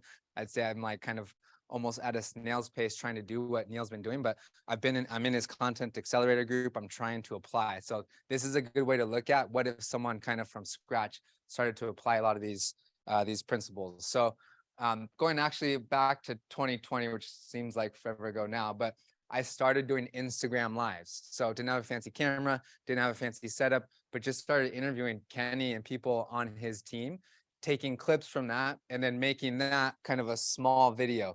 This, by the way, I love showing this for a couple of reasons. This is like this format. This is like, it's kind of cringy sometimes to look at, but this format is what people were looking at on their phone. So we're talking like a mini thumbnail size. These are some of the first videos that I started posting, and that kind of evolves over time. Like you said, you get momentum, you get more creative, you start to find messages and things that you want to share, and it starts resonating. You start creating a little bit more momentum, so to speak. And so I started finding that, being in the space of real estate, even though I actually don't sell homes myself, I love talking about it, I love talking about investing. I started getting DMs and messages like this. I'm down in San Diego. This is a chiropractor business owner who reached out, was basically a first-time buyer, referred her actually to Neel. And this is like a scenario where I started seeing the inbounds that could come in depending on the message that I was putting in these short videos.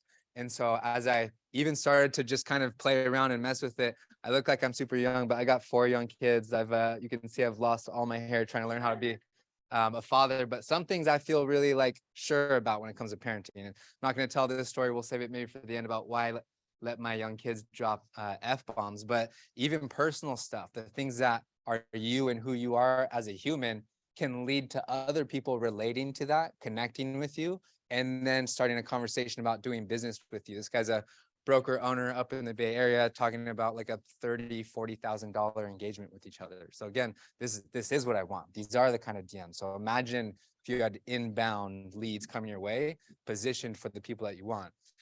Anyone in here follow Chris Smith? He's with Curator. Yeah, kind of an OG, but he shared this study recently where if you and a prospect both curse in the same conversation, then your conversion rate actually goes up.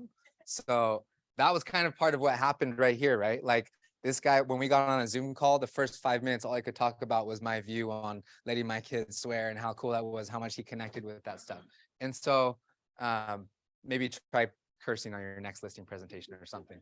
But actually, I think the takeaway is, like Neel brought up, this 80-20 rule. Everyone in here does have a real estate brand that's arguably the same to a consumer. But the thing that does differentiate you from every single human in this room is your personal brand. So definitely do the education, definitely do the business stuff that's going to position you for business and meaningful outcomes, but also sprinkle in the stories, the lessons learned, the beliefs, the things that you have that just make up who you are, who uniquely you are as a personal brand. And again, that can lead to conversations as well. So this formula that we're going to go over, it's you know, it's going to be able to apply to everything that we're doing, but I'm going to try to be addressing this, right? How can we grow our businesses as fast as possible for as cheap as possible? And when you look at all the different options on the table, coming back to this, like if you truly just try to have an unbiased view, what's working the best right now? Is it email? Is it magazines? Is it video? Video has the least friction, the least cost, the highest possible upside, the highest potential ROI. And by the way, if you guys have seen it, like it's 10, 12 times more shareable. I even like, it doesn't operate this way, but I look at Instagram as only Instagram reels.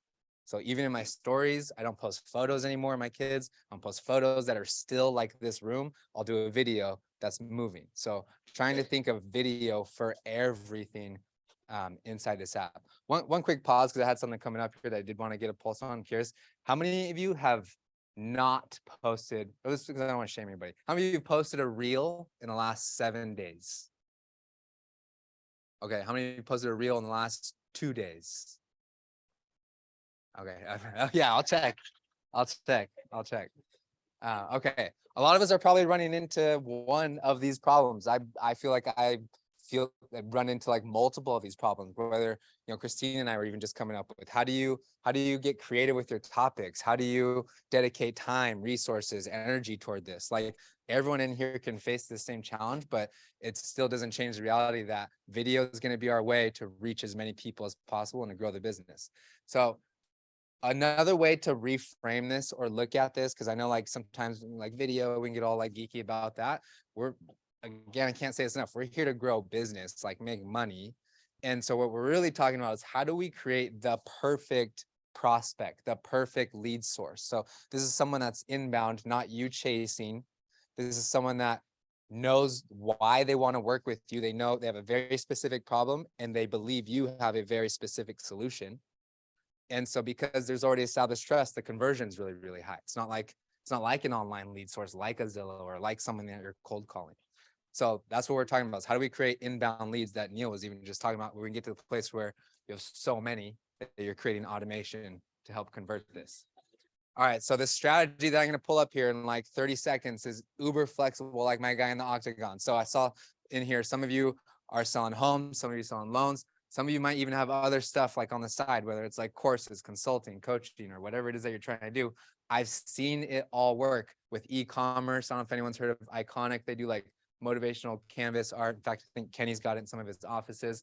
I've made content for them. I've made content for Shay, who now has like 1 million followers on LinkedIn, seeing how all this maps to sales. I've done this I've seen Kenny share, if anyone's on the email newsletter, Morning Brew, if you heard of that company.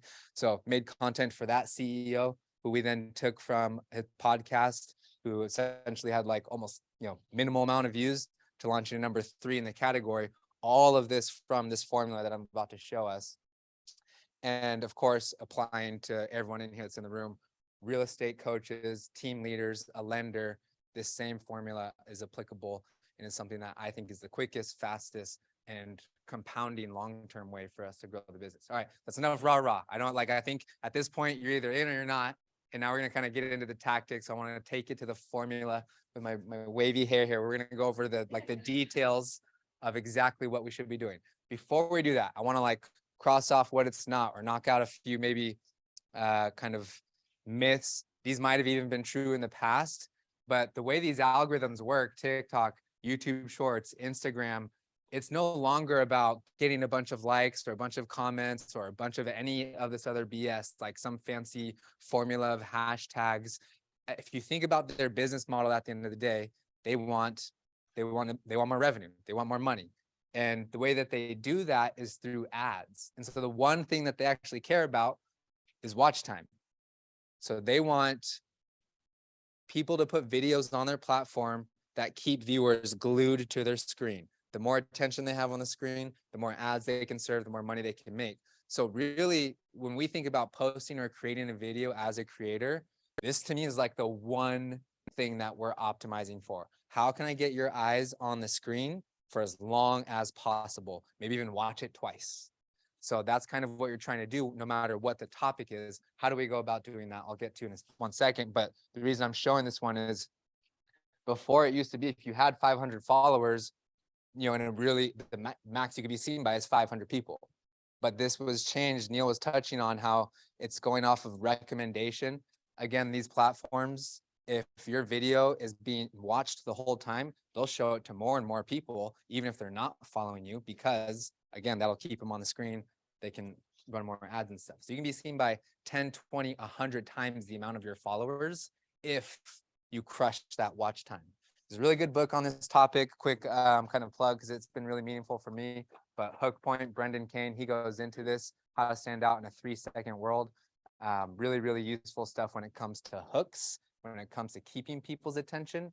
111, we're just going to be talking about this first one. They're all super important, so it's all 1 through 1. But it's we're just going to be talking about hooks. So if we get into this later, you have questions about kind of the rest of the format of what you should say in a video. Like a friend we were talking about is how do we keep this concise or whatever it is you're running into. Just shoot me a message after this. But let's talk about hooks. And quick reminder, this doesn't just apply to your social or your videos. This applies to public speaking. This applies to your listing presentation or a buyer consult. If you're trying to present an idea to your team, you got to be thinking about how am I going to hook them in the first 2 seconds? Or a good way to look at that is, how do I answer the question that they're thinking and asking about right now? So like, let's do real quick exercise. Anyone have an idea of what are home buyers thinking or talking about right now? What's toward the top of the list? Okay, interest rates and affordability. All right, so a good way to address this head on, just like Neel had talked about, is here's the biggest benefit to buying when interest rates are high. And so you can get into how like home prices have softened, so you're buying, like you can get into a number of different kind of ideas behind that. But picture what your ideal client is thinking and talking about right now, and then just beat the shit out of that, like over and over and over. That hit that from every angle. And a good way, again, to visualize what we're trying to do with watch time, they're trying to stop the scroll. Everyone's behavior is like this, where I think the average person watches like 90 TikToks per minute. I mean, we're really talking like, but so one of those though gets seen for 40 seconds, the other like 80 gets scrolled right past. And so that's the typical behavior. So we're trying to stop the scroll, and we have to do that before we can even get our message across. So that's why the hook is so important.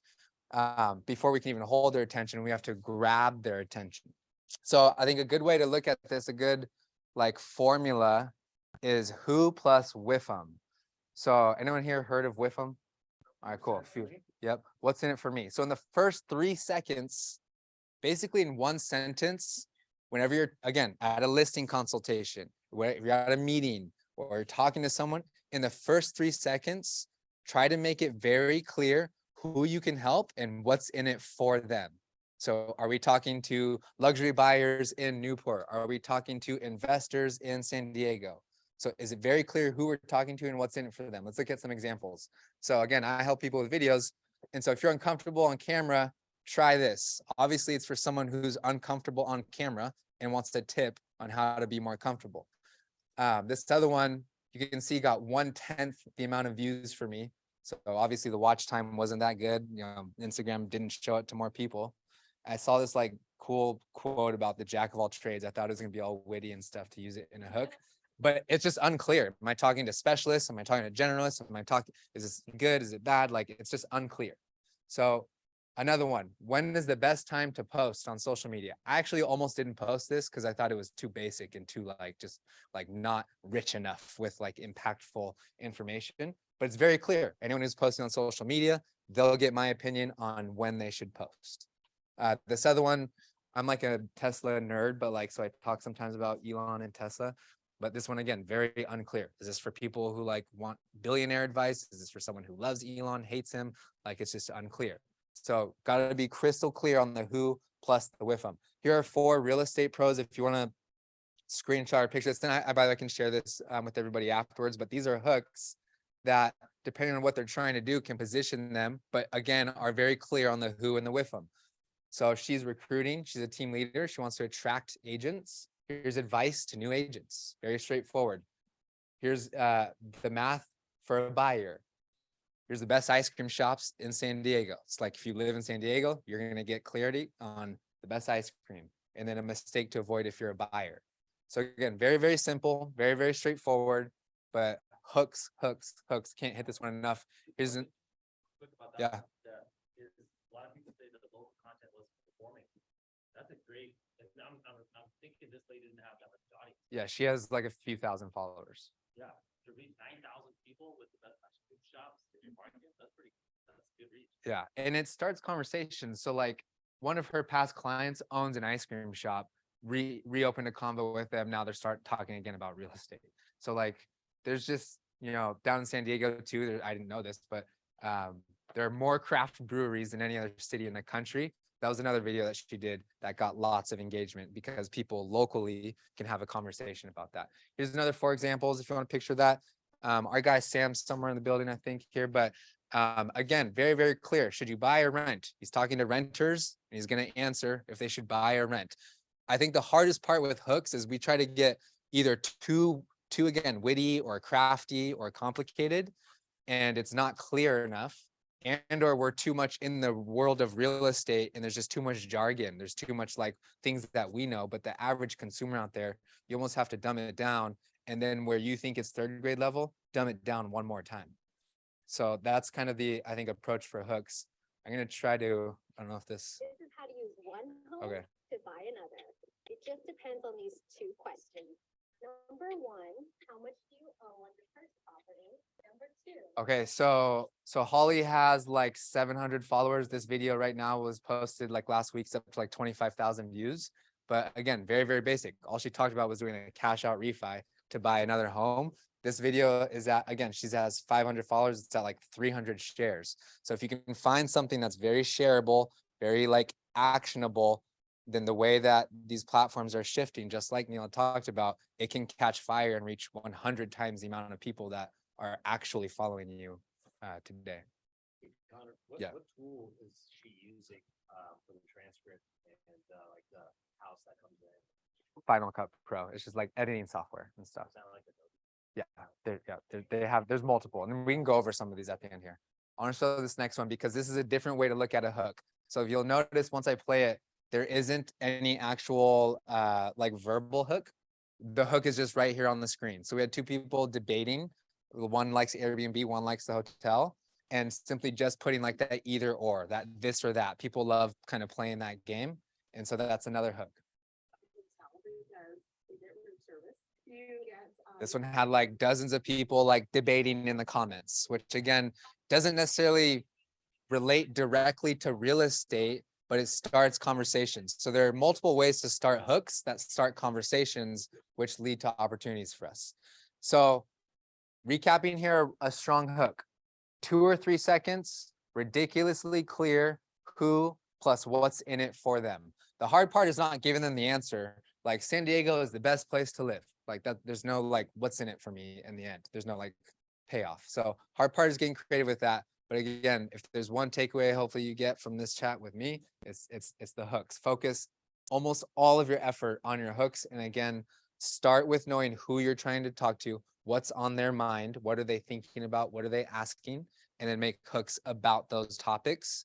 And that's how those people will start reaching out to you. I got 2 minutes of some bonus stuff I want to throw in here that to me have been lessons learned along the way that have helped quite a bit. Sprinkle in some feelings, facts, and fun. Anyone in here heard of love languages?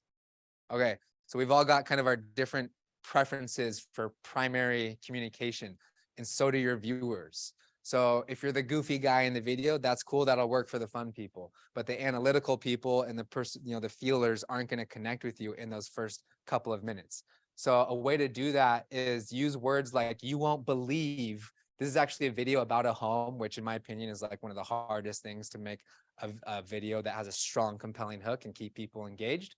But use things like "you won't believe." Use a fact. This property was completely remodeled. Use another feeling in here. Imagine hosting your friends and family in this backyard. So we're appealing to the feelers. More facts here. It's hard to get open space like this in San Diego. So facts and feelings, and then threw in some fun here. The balcony was like really, really big. And so she turned her camera angle and she was like, and size really does matter. So like trying to throw in some lightweight jokes or trying to have fun along the way. If you can hit feelings, facts, and fun in your video, you're going to give yourself the best shot at appealing to the broadest audience as possible. Here's the actual video. You won't believe the outdoor living at this home. Come and check it out. Contemporary ranch property was completely remodeled. Imagine hosting your friends and family here. Mountain views, bocce ball, and barbecuing underneath the sunset. Next, we have the third floor balcony. Plenty of room for dining, yoga, and all the things. Have you honestly seen a balcony this big before? Okay. I liked the alternative. The alternative I had for her was this is some big balcony energy, and then we would do BBE on the screen, but she didn't like that. All right, another bonus, and I've like personally I've gone back and forth on this, so I don't think there's a right or a wrong to it. But sometimes when you go through the time, energy, and resources to create a video or a reel, like that's an asset. You spent again, time, resources on that. So post that thing on YouTube Shorts, on TikTok, on LinkedIn, put it in your email batch. If you put it in multiple places, you'll get more value from that asset. You'll squeeze more juice from your efforts. So try posting in multiple places. But again, if it's overwhelming to you or it's too much, I think everyone has kind of a different flow on this. One mini kind of success to that though, this is a buddy, Peter, who I think is also in Neel's content group, but he'd made like 100 reels this year. So focus all in on Instagram, was crushing reels. Posted like his second one on LinkedIn, got a message from a past client from years ago that wants to list their home. So like the guy was going so hard and it just took one copy and paste to get a little bit of action. On a point real quick on LinkedIn, Eric and I just did a podcast with Kenny's office with this guy who's blowing up on LinkedIn right now. And all he's doing is taking the videos, like the videos from his reels and reposting them. And then what he found out what's better was to take the actual written script, like the topic, and just turn it into a written post. So he's taking just the written script and posting it. And it's the same concept of like, all the stuff. It's the same formula, but he's just posting the words on LinkedIn and it's reaching, like it's going viral. Yeah. So it's kind of crazy. He said on LinkedIn, Conor can speak to this. I haven't done enough on LinkedIn to know. There's not enough creators. There's just Yeah. way more consumers Yeah. than creators on LinkedIn. Yeah, the supply demand, I think it's something like there's 300 million people on there every month. So I can guarantee a percentage of your sphere goes into their LinkedIn app every month, but it's less than 1% posts one time every 7 days. And when you go in there, by the way, some of these posts are real shady. Like, I mean, they're really bad. Like LinkedIn, like top 10 morning routine to like take over the world. And so like, but then if you can go on there and put a video like this that shows a human talking, I'm telling you that you stand out like crazy on LinkedIn. My biggest client to this day, which was a 6-figure plus opportunity, was directly an inbound from LinkedIn. So again, it's an easy place. If you're already doing some of this stuff, maybe copy and paste, start there. Wrapping up here, I got like 2 slides. Email as well. That's another channel that I just brought up. If you're already creating content, here's an example of my email newsletter. But again, I'm just taking this same template. I just copy and paste like every other week, where you're just taking the thumbnail of your videos from Instagram and you're taking the hook. The hook that I have is the subject line. The caption that I have is just some of the text underneath it. And then I'll put like 5 or 6 of my videos from the last month or week or whatever it is. So it almost looks like an Instagram feed. And because a majority of your viewers or your followers aren't seeing your content, this is a great way to ensure your sphere actually does see your content or repurpose and recycle, again, some of what you're doing. All right, so I want to wrap on, if you came here today, but you don't actually take action, it literally means you didn't learn anything. You're no other advantage than someone that's sitting on the couch right now just watching sports. So please take some kind of action. Like, I dare you to film and record and shoot and post a reel like tonight, tomorrow morning. This will take you to my Instagram if you want to connect, if you either want this deck or if you have questions or scripts that I've written over 100 scripts for clients in the last month. So if you want some ideas or some hooks or some topics, or just want to connect and have questions, feel free to shoot me a message. That's a wrap. Now we got time for the Q&A, I think. All right, thank you.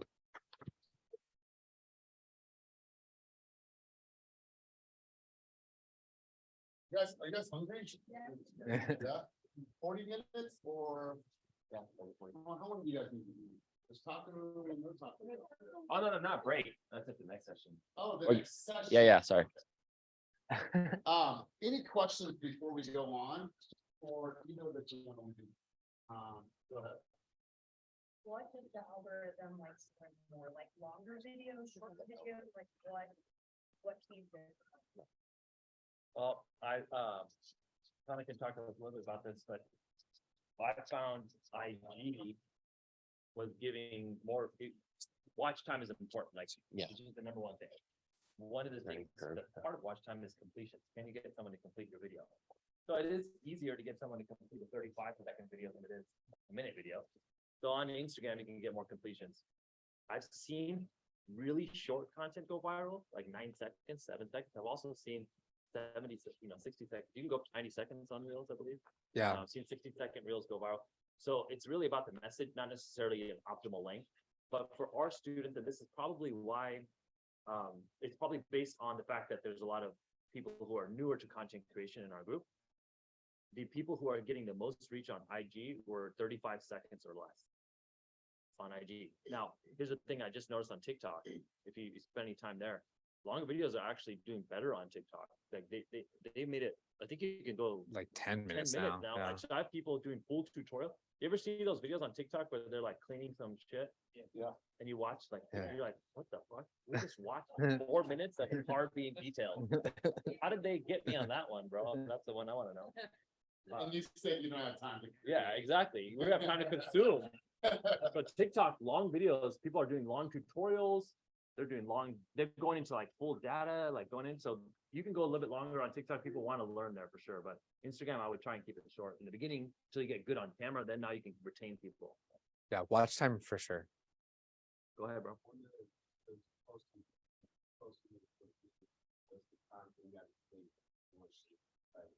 Redo it. I would just wait a week. You know, it doesn't really matter. You could do it the next day. Nobody's gonna remember.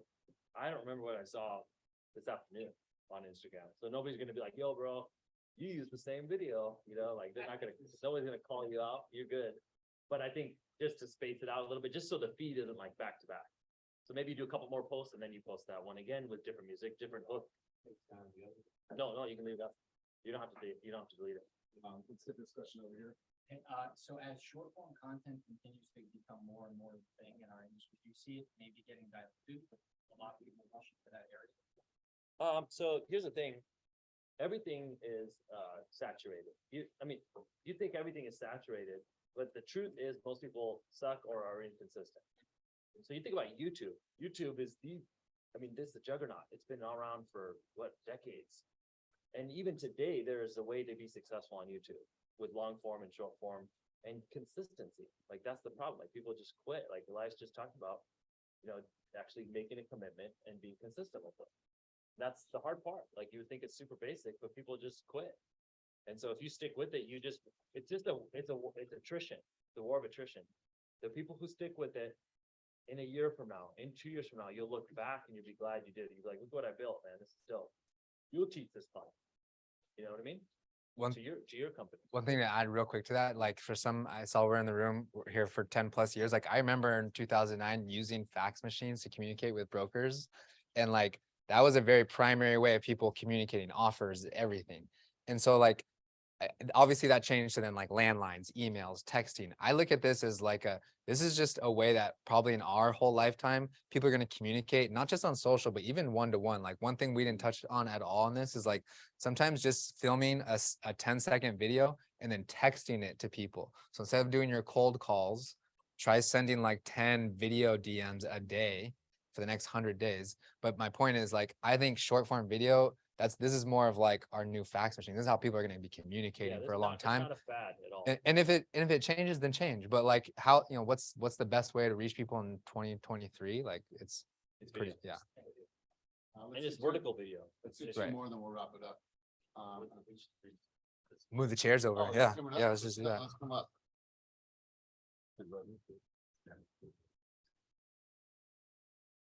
Connor, let's get rid of that white shirt. Okay.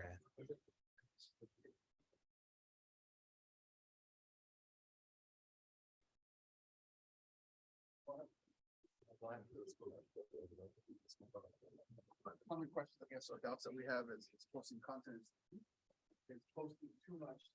How many times you use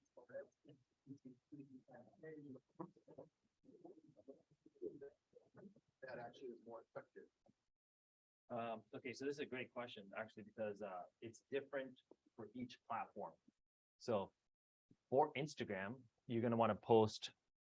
So here's the thing, the platform, like every algorithm is a little bit different. So a lot of people used to just follow the logic, post as much as possible, like post. Here's the problem with Instagram.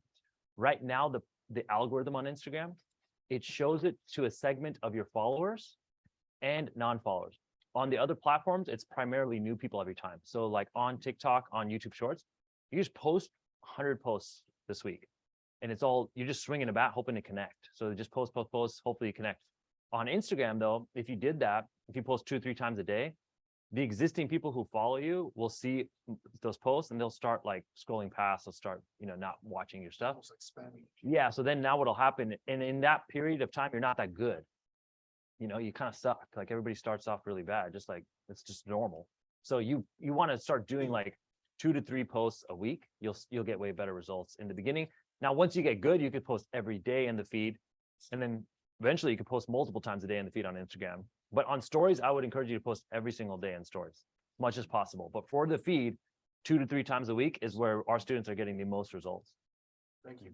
Yeah. Let's go right over here. And I'm going to repeat the question for the people online. Social strategies to build Google, either incoming business, or do you link any of those strategies to Google being found on Google through searches and things like that?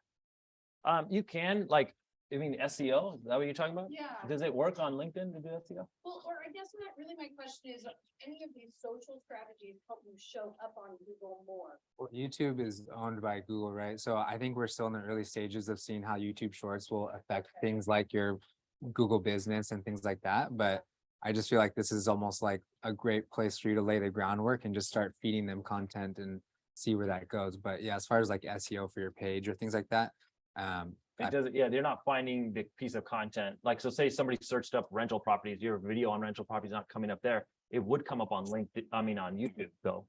So YouTube, if you make longer form, people get those in the search results. So I'll give you 2 quick examples on how you would use this. First example, you get a lead. What's your name? Dina. Dina. So what's your last name? Ruben. So somebody Googles Dina Brumand right now. So Dina Brumand, what market are you in? So somebody just goes Dina Brumand, Santa Barbara, or where'd you say? Santa Barbara. Ventura. Ventura, California. And then they Google that. They're going to get some results. What are they going to see? So if you Google Neel Home or Neel Dhingra, you're going to get it. You don't even have to put the city now because I got so much reach now. But in the beginning, you'd have to put like Nevada because there might be another Neel in another market. But now you'll see first result, YouTube videos, second result, Instagram videos, third result, Twitter, fourth result, a blog I was featured in, fifth result, a thing. There's 2, 3, 4 pages of content. So you don't believe this, but people are stalking you when they want to work with you. Like if I'm going to go meet somebody, work with somebody, my wife does this. She'll know everything about the person before they come into our house. She's like, did you see that cringe shit that this girl did? I'm like, what? How do you know this? She's like, oh, you got to check out this. And she's already done all the research, like immediately. So like girls are really good at this shit, but I don't have enough time to do that. But I tell you what, the clients, they are Googling you. And so if all this shit comes up, it's just more social proof, your conversions go up. Then the second thing is on YouTube. If you ever get into that, it's a whole nother talk. I was like telling agents about the YouTube strategy. Nobody's doing it. So I went ahead and made a YouTube video in my market about a Toll Brothers development. So if you go to Google and you search up Toll Brothers, Reno, Nevada video, mine is first result. And it's just me. I sucked so bad at video at the time. This was like 3 years ago that I couldn't speak properly on camera. So I went to the thing and asked the agent to just walk me through the house and tell me about the house. So you watch this video, it's kind of funny. I don't say a word in the video. I just walk through with my hands in my pocket and smile. And the agent just tells me about everything in the house and then we leave. But it's on my YouTube channel. It generated me 6 figures worth of business. So crazy. Let's get some context here. That's my So strategy today too. Yeah. how many people make more wall make the majority of their posts are wall posts? Raise your hand if the majority of your posts Are are you wall talking about posts. pictures? No, so pictures, videos, reels. And then how many of you live in your stories? Right. And so I want to actually turn it over to Kenny, because what Kenny has done is he's created almost like a sitcom. I work close with Kenny. He's my business partner. So like people get used to wanting to see, well, what's on today. And so Kenny doesn't post much on his wall and on his feed. Most of his content is on stories. So Kenny, can you kind of tell us how you curate that, how you set that up? What's your thoughts? I mean, a lot of the stories I do, I run a large sales team at EXP, about almost 400 people, including staff. 90% of our growth has been through social media. And for me personally, my business, I barely post on my wall more than like once a month. I post finally trying to catch up after going to a lot of these training stuff. But stories, you're kind of like creating a TV show where you're the, no one watches TV for the commercial breaks, right? And then your TV show has to have co-stars, like documenting these people today. You guys are co-stars of the show today. So you have different conversations or different plot that's kind of tying together stuff. So like that's how I kind of built it. And like I'll do like a hook or ask people. Actually, my hook is actually asking people to come to the event and then post a bunch of events. So try to post like pretty entertaining things on there or stuff that people would want to know about. We did Morning Brew. Was it you? Morning Brew? Morning Brew. Yeah, like I followed Morning Brew, Sidekick, all these email newsletters every day to look for content to post and kind of like teach people what's going on with And them. what he says is super important is you can get newsletter subscriptions, you get the Wall Street Journal, Bloomberg. You could set up Google News alerts for real estate term, mortgage term, home loans. And then now every morning you're getting the alerts of the news of the day. So today you would have known that inflation numbers came in less hot than expected. And now you got something to talk about in your stories. So Kenny's always sharing news about the industry. Yeah, in like his stories. Sidekick, Broke Engine Media, Money Scope, 1000 Watts, Inman, Hustle, Yeah. Robinhood Snacks. Housing Wire, yeah. Keeping Current Matters, Real Trends is another one. So you could subscribe to all these things, and then now you're sharing relevant information in your story. You don't even have to go produce the content. Now, if you want to go back to the office and make a nice produced reel, you can do that too. But in the meantime, throw it up in your story. And what Kenny does an amazing job of is just showing what's going on. And when I first saw Kenny's thing, I was like, oh shit, this guy posts so much stories. I can't watch all this. But then you get looped in because there's always something happening. So you don't know what he's going to post next. So you watch what's next. It's like the next thing might be a valuable article for my business. It might be the freaking Uber driver was crazy and high driving the car and some crazy shit happened. You know what I mean? Like, so just think about in your life, when something is happening, like how could you grab that on camera? So I was in my Uber coming over here. The lady in the Uber in the back seat had mints and then a puke bag on both sides, like ones that you get at the hospital. So I just like grabbed that on video, and then you could share what's going on, what's happening here, what's all these people. It's always important to have commentary too. Like like I record things, but I also give my insight on it. So these articles I screenshot, I also like talk about what my thoughts are on that thing. So it draws people more. So you're not just simply screenshotting something. Anyone can screenshot something. And there's this thing called narrative gap, which is really bad right now. Especially today, there is so much fear. People are worried about recession, all these kinds of things we talk about. If they haven't heard from you in a while, it's not good. Like you cannot be silent right now. You got to be out there showing what you're doing. So even if at a bare minimum, you don't want to get into crazy, posting 50 stories a day, that's okay. Just show what you did today. Mm-hmm. I went to this and I learned this. Yeah, who here has not shown like a simple story that they're in the educational class right now? That's you don't even have to be in it. You can just show the room and then say, I'm in Irvine leveling up today. Your clients see that. Your clients see that like, okay, this guy is taking his business seriously. That's someone I would like to work on repeatedly over time. If you're in the right rooms, they're like, okay, this person is leveling up and someone I could trust with a referral. That's right. A couple things I want to ask for you guys and for context for you guys.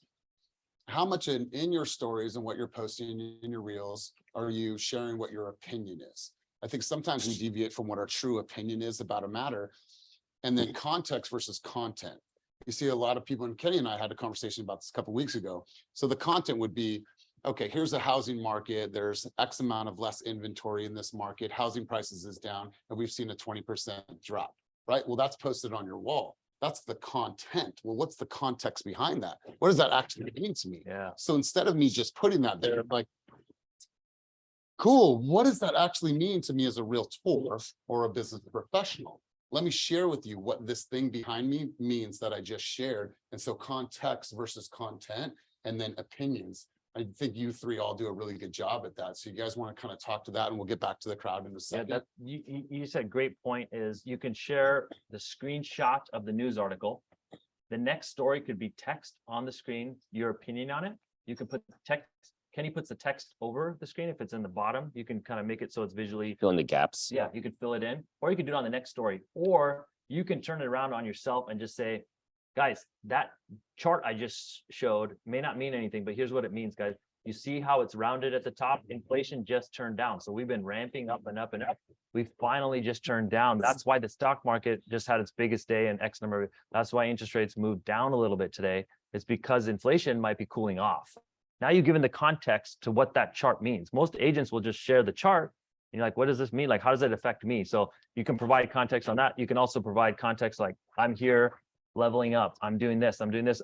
There were some people at the last class I was at that were concerned that when they show success, that it's cringy to the audience. The reason why it's cringe is because you didn't show the work. So like when I show something successful, I don't really get that much haters. In the beginning, I used to. I don't really get much hate anymore because I've also shown all the work I put in. People have been showing, dude, you're doing this, you're doing this, you're doing this. And then if I am doing something successful, if I am posting something with my family or we're doing something really cool, nobody thinks it's cringe anymore because like, dude, you earned it. Like how many of us go on a vacation and you don't want to post vacation pics because you don't want the clients to think you're on vacation and you think like you didn't, you just wonder what they're going to say about you. If you have shown the work, people will message you back saying, dude, have some time with your family. I hope you enjoy your vacation. That's what they will say because they've seen the work. So show more of the good and the tough stuff, don't just show like the highlights. One thing I want to say on stories real quick is think about your own behavior. It's the little bubbles at the top.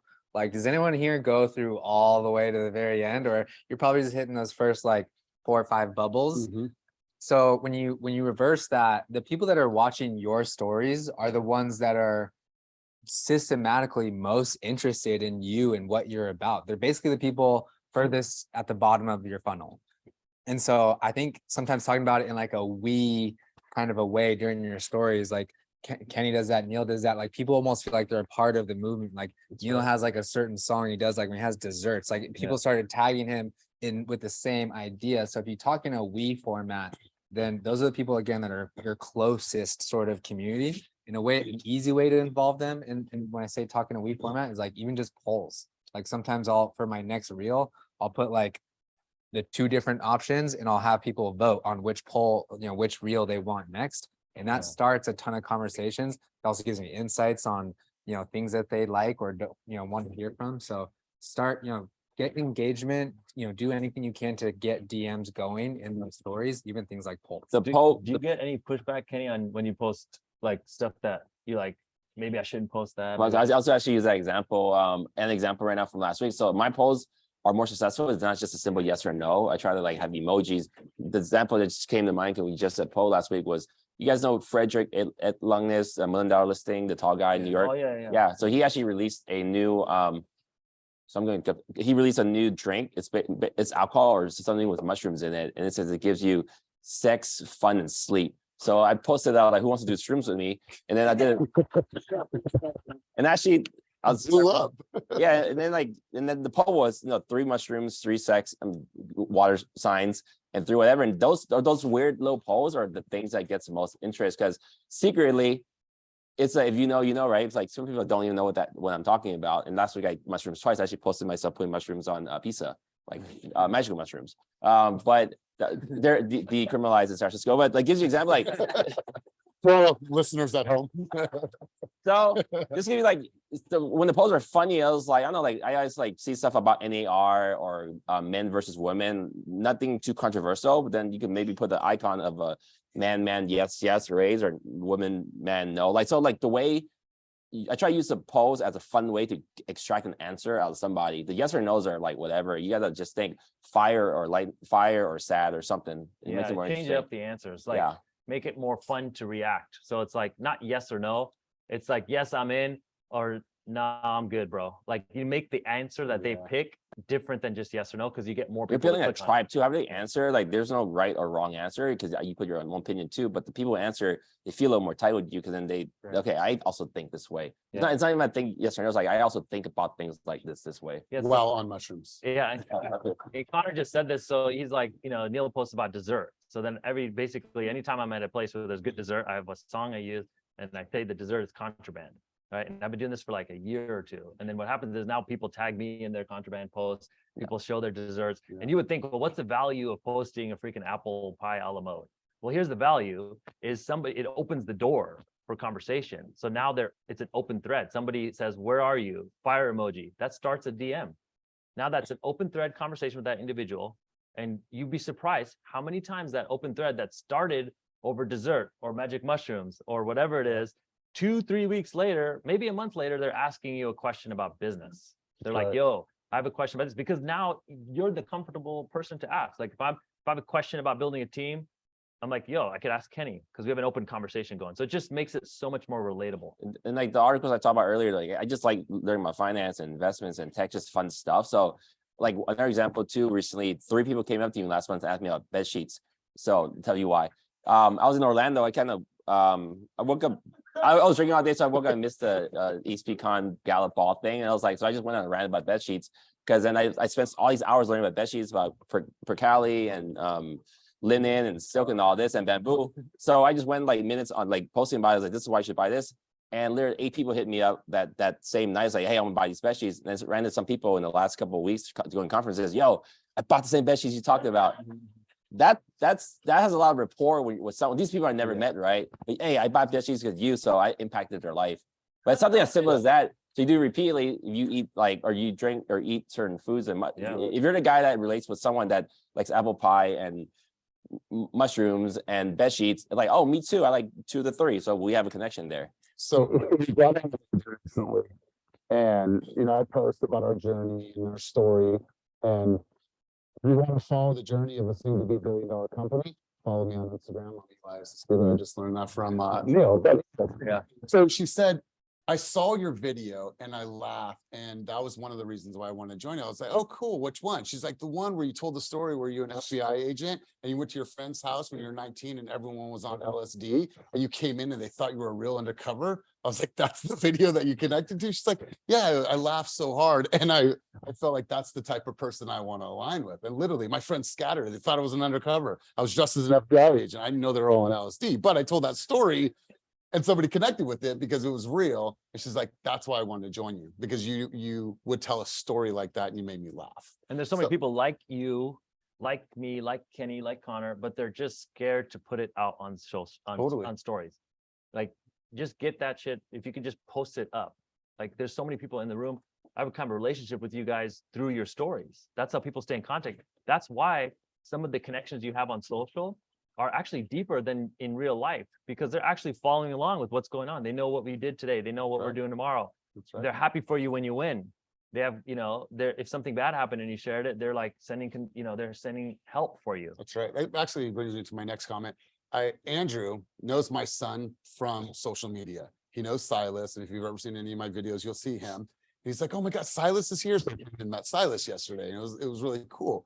So how do you make the delineation between what's personal and what's professional? Because by show of hands, just a quick survey, how many people have 2 Instagrams right now? One that is a personal and one that's a business. So, about 9 people in the, so what's your guys' take on that? My personal opinion, have 1. Yeah. Be human. Let people know all the hobbies, the things, the kids, the eats, the fun stuff. Maybe you're balling out on the weekend with your homies, whatever that is, 1. Right? Because if you just have a real estate page and it's just listed, just sold, just listed, just sold, it's white noise, it's boring.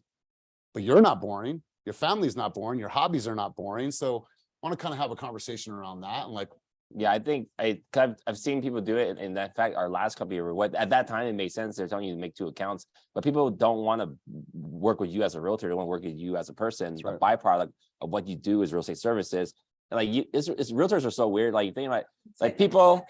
if you think like we're the only people that like constantly promotes our career, right? You don't see lawyer doctors like, oh, I did 3 vasectomies today and 2 pregnancies, or like you don't see would you follow someone that sells home insurance if all they were putting with quotes like that's all the quotes cost online? It makes no sense, right? So you would work with a person, a realtor is like, look at this house I sold, look at this, like it just doesn't make sense. People want to work with a person, and if you didn't want to look at homes, they'll go and dwell in Architecture Digest. They want to see reviews. Who wants to see just reviews? So people are like need to follow the person, and again, it's that 80-20 rule between TV, business, all that. Like you're the show, whatever you promote, and then you have your commercial break, and that's when you talk about your services and stuff. And that the picture of the Architectural Digest home is in your stories, and you give the context. Like this fireplace is dope, or like this is where house goals, backyard goals. And then people are gonna be like fire emoji back. It's just gonna start more conversation. And if you give the context of what you feel about something or what you think about it, that is the personal content, is your personal opinion on this topic, your personal opinion on this. I'm telling you, like most people are never going to like put themselves out there. And so if you start doing this just a little bit, just like dip your toe in, share something, and then you're like, pretty soon you'll be all the way in the pool, you've been hanging out, and then it'll get easier. Now you're not really worried anymore. And if you ever worried about what people think about you, don't worry about it, because there's so much noise. We talked about this all the time. There's just too much content coming out. If somebody doesn't watch a story or they think it's boring, they'll just go on to the next one. It's Like, nobody's offended. from your presentation, I'm not sure I saw it today, but like with tragedies in the world, people dying and wars and all that, you're literally like, oh man, that sucks. And you're just scrolling like, if that worst thing that's happened, an earthquake and all, like whatever, and that doesn't capture someone's attention, what makes them think they care about what you're doing? Yeah, you have like world leaders passing away or some war started. People watch that news, they're back like minutes later back to whatever you were doing. Like you could be back to scrolling, watching funny troll videos, or like, you know, I mean, that's how fast the world moves. So if you have something that you might think is a little cringy, whatever, you just get it out there, because it'll just get you a little bit numb to that feeling of like worry about what are people going to say, what are people going to think. Well, then it does matter what people say or think as you're recording stories, because the more response you get something, then you're going the right direction of what your audience that you're attracting wants to see and hear more from you. And it could be like more entertainment, more education. There's the way Neel is teaching a lot of people the content. Like even on our team, there's only like 2 or 3 people that just complete crushes where the entire wall is all talking heads, but they do such amazing job. But for most people, like the level isn't there yet. So you should mix in a lot of personal stuff into your, Conor, what's your take on that? And we'll get to the audience. Yeah, I'll just say real quick. I do think there's a difference between personal and private, and you drawing that line is up to you. So whatever you enjoy talking about or not talking about, I think it's okay to run with that, even if it is, real estate and you live, breathe real estate. I think a way to look at this is, because a lot of your clients and future clients, they're not going to transact in the next like 30, 90 days, right? You're trying to position yourself for the next 100 transactions over the next 5, 10 years. And so you have to try to think about, no matter what it is, if it's personal content, if it's real estate content, what's something that's going to keep people coming back and wanting to watch it. So whatever that ends up being, I think you gotta it's also a way, and Conor's made a great point. This is a way for people to stay engaged with you in between the years that they need you. So we're in a business, people need us at once every 5 to 7 years. So like, what are we going to provide in the meantime? It can't be the just sold. It can't be just straight house. You It also can't be the all infotainment, because you're talking about interest rates, but I'm not ready to buy a house 3 years. I'm not going to watch. I have no reason. So to you watch want to this talk stuff. about wealth building. You want to talk about share something that's going on in your life, in your stories. You want to talk about just more, like just a bigger variety of things on social. Your YouTube channel could be all about real estate. It could be all about investing. It could be all about home tours in this market. But your social media needs to be social. Like that's the part people miss. Tips would work really well. Like I travel a lot, like I don't know, 30, 40 times a year. So I always get packing tips. It sounds, and then every time someone watches your stuff, it's a different audience. They're not watching every single your story. So people know I pack very efficiently and how I do it. So that's has got me a lot of DM. It's because you're improving their lives, right? You're actually doing something that just changes the way they live their life or do, and that's a value add to them. And people walk up to you, I'm sure they'll be like, dude, I packed my shit, just like you said. Like, I packed my extra cords. You're talking about your underwear and socks now with some rando dude or girl. So it's pretty dope. I've seen this before too, and you got to think of like seasons, right? You're in different seasons of your business, and you have different seasons of followers. So what you said 6 months ago might apply now to a new audience because you have new followers, right? And so don't think that, oh, I have to always come up with something brand new. You can You're redo it. just at a different season. He used the same video twice and it hit a different audience and it had 200,000 plus views on it because it was at a different season. So you probably have some fire stuff that you created a long time Yeah, ago. Yeah, we Reuse use a lot of it. our stuff too. Totally. Give example, I was in, it's like I do a lot of like really good story weaving. So I'll save a bunch of content. I already post like 3 times a day, but some days I have slower days. So like I save all my content. I'll usually post in the morning, but during the week, I'll save certain stories. And then at another point when I'm telling a story about something that's happening, I can weave it back in. Like there's a random, I forgot all the details, but like I was eating dim sum last week in Alameda with some of my team members and friends. And then I was saying, because a lot of older Chinese parents, that dads, uncles, they drink cognac at dim sum. I don't know if you know this thing, now you do. But people would learn that from my feed. I was like, and then all of a sudden someone was drinking. I was like, oh shit, that's so. And then I was like, wait, last year this happened. So I scrolled back, I tracked all my all time I eat. So like last July 5th, I actually ate at the restaurant, and there was someone's dad. So I filmed someone eating dim sum, drinking Jack Blue Label, and then someone was like, no, that's my dad. So the story was, yo, do you know that like people usually drink cognac here, and oh shit, someone's actually drinking cognac. Wait, last year, like someone, this is someone that DM'd me that said I caught their dad drinking cognac. That's a pretty funny story. That's all within like 45 seconds. Yeah. So that's like, well, you have an inventory of stuff you can weave back. Oh, so like Halloween, we did a big party. Last Halloween was way more rowdy. So this was a very fun year. But you know what I did next day? Like stuff that's really shareable is stuff that people can share, like a picture of 10 guys in the event. Like, great, but there's no share for that. So what I did, like at this business plan workshop, I finally made wall posts, and then I made 3 different ones for Sacramento, Irvine, and Walnut Creek, and I tagged everyone in my office that worked those locations. All 3 of those posts have over 30 reshares. And then during Halloween, after our party, next day, I was like, you know what? Let me go back to last year's videos. I have everyone dancing and having a good time. I went back and just posted like 30 different videos from last Halloween. And then my team members didn't repost the video because it's them. They weren't creating content. Now, like as a team leader, I'm actually like creating content that's shareable for my team to push out. And that's more recent, and it's been working really, really well for us. That's right. Let's do this. Let's open it up. I'm sure I see the eyes You of got a question right curiosity. here. No, I was just gonna say, so it depends on you. If you're gonna put the page or the separate. I would tell you just make make one page. Yeah, one page. If you want the most results. Yeah. Like that's because like who's gonna follow Neil's home loan team? Like, Yeah. you know, Ryan Serhan's a good example. I saw him speak a couple times this month.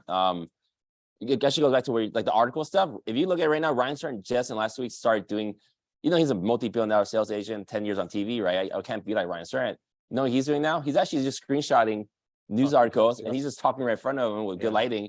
He's actually doing what you have access to literally right now. He's going, free.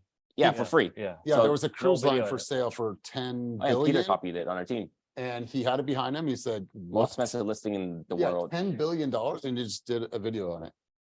Every access, you guys have the same access Ryan Serhan does, right over here. And so what are your thoughts about, posting the stories first and then adding it to real at the same time, or vice versa? Like, are you supposed to? I started doing that recently. Yeah, after hearing a lot of people speak, I realized that quantity is the name of the game. It's not all about super quality. It's just like quantity if it looks decent. Like I did a really stupid video of me teaching people how to hug. So I hug a lot. I try not to hug a lot of people, but I have to hug a lot of people. So I teach people that like when you hug someone, do the same way. And then I was at Target buying a toy for a 3-year-old. That's their skit too. And I was like, watch this hug, like this is how you come at people. And then I had like 15 DMs. Like, okay, this content is gonna go on my wall because I had a lot of I got a lot of response from that. That means it's entertaining because that's like approval from your people, right? So okay, this now goes on my wall. My mom said that she wanted a better hug from you. Just so you know that. See, Okay. impactful. There you go. This real quick, the stories are a good like testing ground to do exactly what Kenny just said, figure out or poll and figure out what you could do on a reel. But the reels are almost meant for more of like top of funnel. A lot of strangers, at least half of the people who see your reel are gonna be people who don't follow you and don't know you. Whereas the people in your stories are gonna be like the opposite. They know you, they like you, they already follow you. I love that point. So think about it this way. If you open up a business right now to where only your friends and family could do business with you, do you think that your business would sustain? Like a restaurant. Like the restaurant said, hey, you can't come in, there's only. No, so you think your story and your posts are for people that follow you. Your reels are for the strangers, right? Yeah. Get them into your world and open up your business to the world. Are you talking about you make a reel and then you share it to your story? Well, that's what your question is. Yeah, you do Not that. use a Yeah, story do to that, reel, for sure. story to reel. Yeah, you can do Yeah. that. Yeah. Yeah. You can make your reel in the feed and then just share it to your story. Those count as reels views. It also will drive a little bit of extra traffic to the reel because somebody didn't see it in the feed, but they saw it in your story and they right. go watch My the tip video. on that is like, if you're doing that, start playing around Canva and have like maybe some more interesting cover photos for certain Yeah. things. Like this hugging thing, give example, is just a me and a teddy bear, right? It's not going to look very cool in the feed. So I went and made, oh, this is a new tip I just started doing last week. There's a lot of AI photo generators. So I literally put blue teddy bear hugging or something, and then made me this completely unique photo that's no one's ever seen before because it's just automatic generate, and threw a unicorn on it, and that's like how to hug. So like, it's completely different. So you can actually design your entire wall to look a certain way, but that does not have to even be an actual screenshot from that. That's a little more advanced, but it gives you some ideas of you separate like actual content from what it looks like, and then you can actually make your page look as pretty or cool as you want. There's a lot right now. I think I literally just look up photo AI generator because I know Google has a really sophisticated one, but they give you 30 creations a month. But there's lots of them you can find. But you want like I was like Target guy hugging a bear with tequila or something. And they create all this weird stuff. But it's so weird that like that could be a very interesting cover photo because no one has ever seen these pictures before. They're literally like completely newly generated. So that gives you some idea for some stuff. We had a question over here from Simon, and we'll come back to the SD. First one, so should get away with live videos, give that away. You could do live videos, but I would tell you this: when you just go live randomly, only very few people are going to get there. So you need to do this. If you're going to go live tomorrow to talk about the changes in the market, let your audience know. So today, make a story post. I'm going live tomorrow at 2 p.m. Pacific to talk about all the changes in the market and the opportunities I'm seeing in today's market. Join us and put the countdown sticker. They can click the countdown sticker. It's going to notify them to come to tomorrow's live, right? Also send an email to your database. I'm going live on Instagram tomorrow. So yeah, there you go. So I'm going live. Dude, this house has these, like I can't even tell you about the kitchen and the view in this house. You're not going to want to miss this. I'm going live from my latest listing on Saturday, 2 o'clock. Hit this link to, remind. Now let them know you're going to go live. More people will show up. And then even when it pops up on their feed, ask the people who are on the live to hit the share button. So in the bottom, it says, if you ever join someone's Instagram live, it has a button. Can you share this? Share this with your audience. So say, hey, if you're on this live, do me a favor, hit the share button and share this with somebody. And then they'll hit the button and then share it, hit the heart button, and then it's going to get more people notified to come to your live. It's not like it's a waste of time. It's still worthwhile, but you should just put a little more effort to drive people to your live. Do you ever go live with people also, or is it just, do you ever go live with someone else? Yeah, because then you can go half and half. Because I was gonna say, yeah, yeah. Depending on what you're recording, I was gonna say, because I used to do this a lot, is look at that more as just like the recording, but the post after. So if you take like the 30 seconds that was really funny or insightful or whatever it was, and then snip that out and make that a reel. Yeah, the other question was, at the start, I had a marketing company on one of my profiles, and they went and liked everybody to the fact that I hit my limit, 7,500 likes. I was following. Oh, they followed 7,000 people. And Yeah. now my new marketing person telling me that, well, because I've got so many crap people I'm following, my message isn't getting out to the marketing, it's going to the people that aren't. So most of the time when you hire someone to help you, they end up screwing your page up. Unfortunately, most of the vendors don't know what they're doing. It's a lot of scams. Like them following all these people, hoping they would follow you back. And then now you've got people, it's just spammy. It's considered spammy. So then the reach of that account becomes low. That's my So yeah, so you may have to just start it. I had a thing like that on my account, and it was just like I hired someone to help me get more engagement. They ruined my account. I had to turn it off and start a brand new one 2 years ago. Yeah, but I'm telling you, it's the fastest path to getting it right is to start from scratch. And there's a way of doing this. We teach it in our program, like how to get people from your existing account to follow your new account. You can even run an ad campaign to all existing followers. Please follow my new account. This one's being shut down. I've been shadow banned. I said some political shit and they turned me off. So you got to come follow my new account. You know, just get people from the new one, the old one to the new one. And then now you'll notice like you may be swimming on that old account with freaking weight tied to your leg. Everybody else is in the pool just rolling and you're just like, you're getting screwed, you know? And It's way easier to get a lot of followers really fast now with good content. Yeah. Before You need to do all you these had to hacks. do that, like Yeah. follow stuff. you could, but that account, like you could try that and then see if it works. If it doesn't work, just start a new account. I know a realtor that one day had 2,000 followers and then the next day had 25,000. Yeah, I know that one Uh, too. You only know one of them? Yeah, right. And it's just like he bought them. I get it. And he wanted to have, he said, well, I need it for credibility with consumers. Looks worse. Well, though. then now you have all these videos that you're posting and you have 25,000 and you have 4 likes. So are you really getting the credibility that you hope for, or is it organic? My man, San Diego, you had a question. First, just thanks to you guys for hosting. This is like kind of great information. Much appreciated. But my question is the 80-20 rule for the type of content you post, does that apply to stories too, or just the reels? That only applies to the feed. The wall is what Elias called it. The feed posts, you would do 80% in your niche. And then as you get a bigger audience, you could talk more about different things in the feed. In stories, there is no rule. You could post whatever you want. So I'll give you guys a quick example. Zeem's over here. He works with us. And I was talking with Azim. He's a mortgage lender here in Southern California. And so he was talking to me and he's like, Neel, dude, you work all the time. Do you ever spend any time with your kids? And I was like, that's kind of fucked up, you know? And I realized because I do things with my kids all the time, but I wasn't posting any of it. So then I was like, dude, you know what? When I'm doing something with my son or my daughter, I'm gonna start sharing that. Because then I realized it gave me an insight. The perception is that Neel just works and doesn't give anything about my family. When the reality is I care about my family more than anything else, right? So if you care about something, you should show it because you can write your own story. Like you can create, if you love fitness, you love your family, you love freaking sheet, you like bed sheets, whatever it is you like, or fucking stuffed animals, whatever Kenny's talking about, like share it in your story because it gives people insights. And then now you get to write your own ticket. You could be as successful or as, whatever it is. Obviously you want to be yourself, but I think people should share more in the stories and it doesn't have to be 80-20.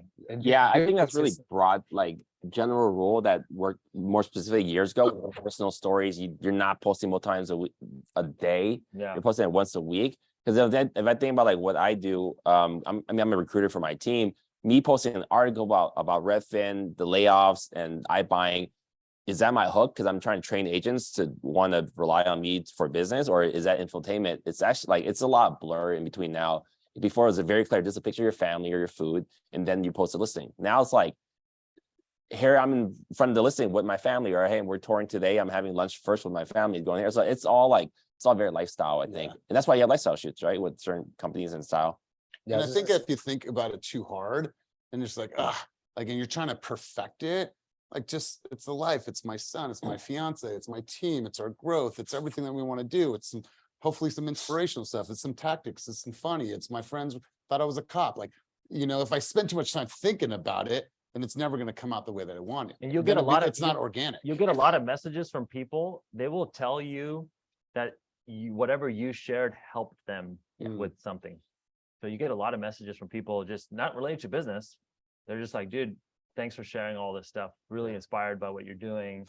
Or dude, I just love what you're doing. I think the more random you could be too, the better in variety. Like I see like the talking head style. Some of it is really boring if you're in the same room with the same caption with the different outfits.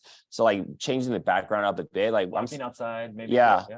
Like Patrick came with me to a conference at Inman. We didn't even cut the content for months ago. I was like, actually give me a little bit of each, don't dive in. So I like my wall to have like the completely different backgrounds all in a row. So I was more like, I want this in chronological order. I go to this conference and this conference. I was like, no one wants to see 5 videos of me at this conference and then 5 of this. I'd rather just like mix it completely up. Also, what happened with people posting like, the same videos over time, and you'll see if you follow each other and you start connecting and networking, and we're talking to all these realtors and lenders.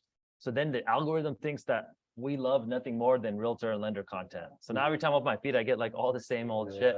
I'm like, fuck, man, this thing, I can't see another lender talk about this again. But here's the thing, most consumers, most regular people aren't following 17 lenders and 1,400 realtors.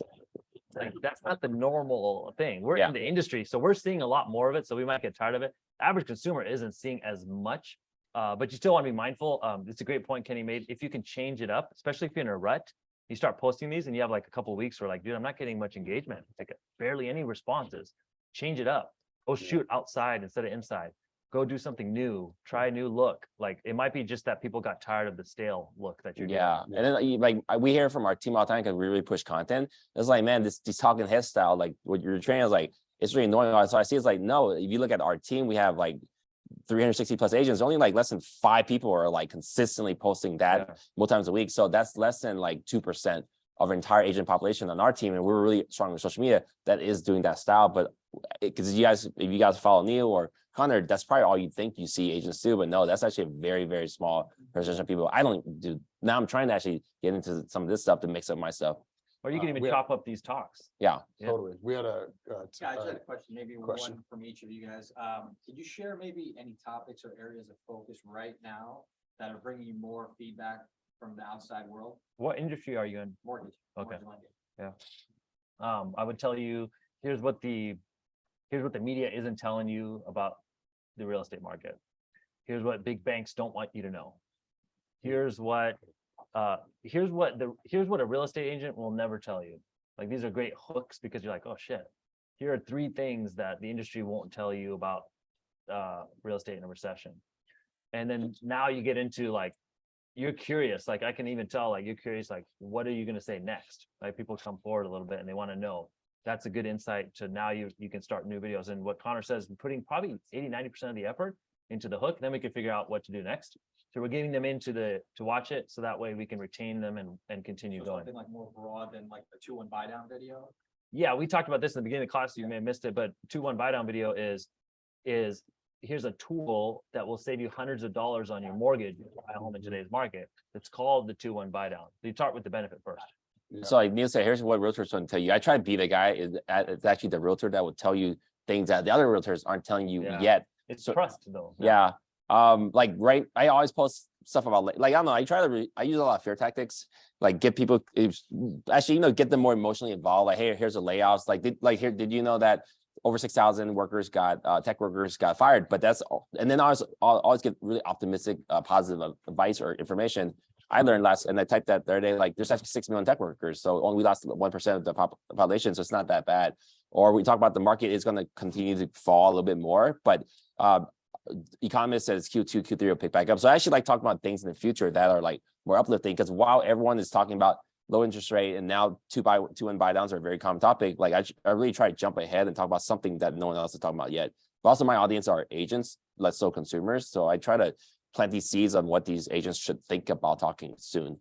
One thing you'll never see about Kenny is that although he might think similarly, what he posts is a completely different version of what we're probably all thinking.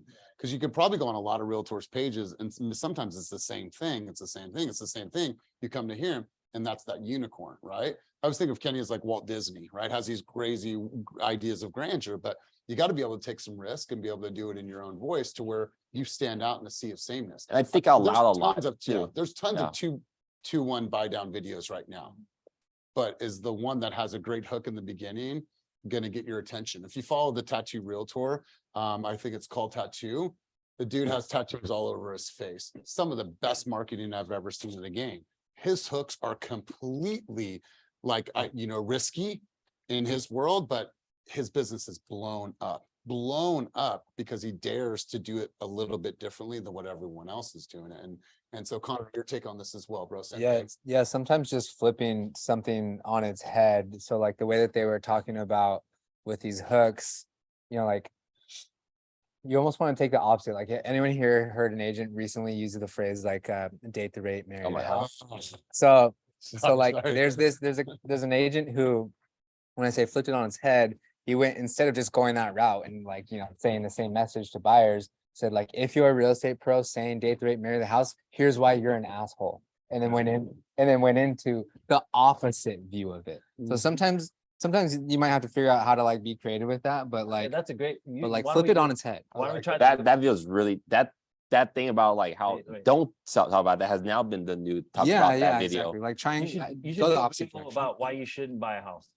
Yeah. Like I was thinking about taking a billboard and it was just gonna be me in a hoodie and I said, if you want the best deal on a house, don't fucking call me. Like, don't call me. Like just say, you would get more people to call you, like just do the opposite. So here's why you shouldn't buy a house.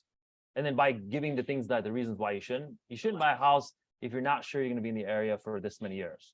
If you don't have a stable employment. Like income, Chris like, Foss book, right? Reversing getting the no. So like when you're doing video, the People hook is qualify. opposite of that. Yeah. And then like you're talking about things that realtors don't know that you should know. And we're talking about realtors things that you should know, but no one's talking about like I think I talk about a lot in my videos is like I don't know what's going on. Like you talk about the things you don't know and what you're thinking about and what you're reading that you're also trying to figure out. You tell the audience this is what I'm trying to like do. Like the other day, I just finally cut my own videos. A couple of days ago, I started learning Canva.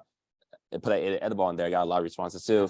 And then like I went through like probably 30 videos on Canva. Hey, I just designed this. I'm working on this right now. And all of a sudden I have a really sick outro that I've never seen. It looks like my for sale sign. It's like cool little movement. And this morning I figured out how to do anime gifs. So I'm gonna have people jump around. So I'm showing people like, hey, I'm learning this right now. This is how I'm doing it. And all of a sudden I had a couple of my team members like, hey, I want that outro. And that's why I'm not even done with it yet. But people follow that. One thing that everybody can do here is to put some pressure on you and actually make you do it is to commit on stories. So go in your story and be like, you know what? I was just at this thing today and I learned some really cool marketing stuff. Great people. And you know what? You guys are going to see more of me in the next 6 months on Instagram. You guys are going to see some more of me.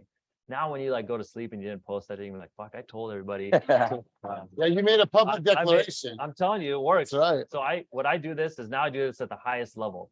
I sign up to do like me and Kenny were just sitting having drinks like 2 weeks ago or something. And then we're like, yeah, let's do this class.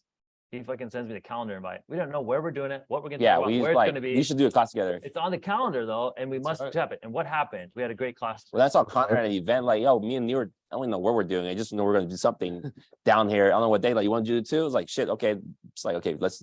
But it and happened and it worked, right? So if you'd be surprised what would happen if you just made the commitment. So put some pressure on your shoulders. You're not going to fail. If I said I'm going to do something, I'm going to show up and do it. You know what I mean? So I do this. I probably do it a little too risky now. I'll like say I'm launching this huge thing and then I like force myself to do it. But like I would tell everyone right now, tell your audience that you're putting together a free guide on buying a home in 2023. There's going to be some great deals, great opportunities for homes in 2023. And I'm putting together a free guide. I'll keep you guys updated. You're going to get some fuckers who DM you like 2 weeks later. Yo, dude, where's that guide you talked about? Yeah. You're like, oh shit, I got to go make that thing, you know? Right. I love it. Let's do this. Let's get a couple more questions as we get to the tail end in the back over here.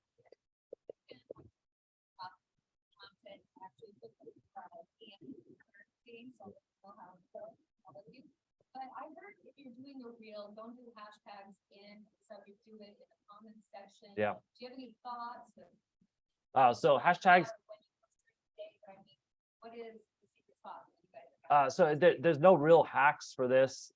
Like Conor talked about in his thing, there's no real like secret thing that's going to get you way more views. But I'll tell you this, you just want to use 5 to 6 hashtags in the caption of the reel. The hashtag should be relevant to the video that you're posting. So if the video is about investing in real estate, it should be like real estate investing, investing 101, property investment. So it should be relevant to the actual video. A lot of people put a bunch of tags that mean nothing and it looks spammy. And the platform actually told us to not put 30 hashtags. You should use 6 hashtags that are relevant to the video. And it's more so to tell the algorithm, what's this video about? That's right. And don't put it in the comments, just put it in the caption at the bottom. The best time to post is on weekday mornings. So like people tell you all of these different things. I'm telling you, I've done this for years and we have all the student data. The best reach is if you post in the morning on weekdays. People are on Instagram when they should be working. You know, they're at their desk, they're fucking around, whatever. On the weekends, they're busy with family. So we get a little bit less engagement if you post on the weekend. More engagement weekday mornings. It gives it a full day to get that initial run. And then you should get a second run on these videos as well too. Any time ranges in the morning? No, bro. It's just like when you wake up in the morning, like your eyes open, you're fucking posting. It's like 7. Yeah. And that strategy for reels too, it's like, because you only do this when you post a reel, later on you cannot after it's posted, is adding collaborator. Yeah, So when you're putting cool content, you're adding a friend that might have more reach or like where I would recommend if you guys are like realtors, is if you're going to, I don't know, Texas or Portland or something, right? Maybe do a quick chat with someone, and then if it's high quality, you add yourself as a collaborator. Now everyone in Portland or Texas as a friend of that agent will see your face on their wall. That can only be done once when you're doing it, but now now you're overlapping your tribe, so that's a huge referral network. And then ideas for who you should talk to and target.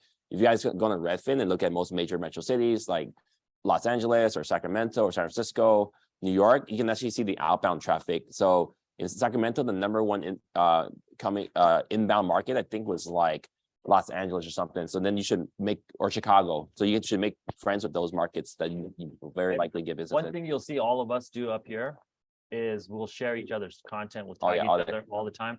Kenny shares other people within the industry all the time. And when you're trying to build an audience and grow, it's cool if we all help each other. So, What's that? How to win friends and influence people, the co-connector thing, right? So one thing I've done really well is I'm constantly using my cloud and reach to help other people grow their reach, and they're tagging me, I'm tagging them. So, and then something you want to keep the video a little more cleaner if you might put it on Reels later, it's probably better just shoot from camera, but you a lot of times you use IG.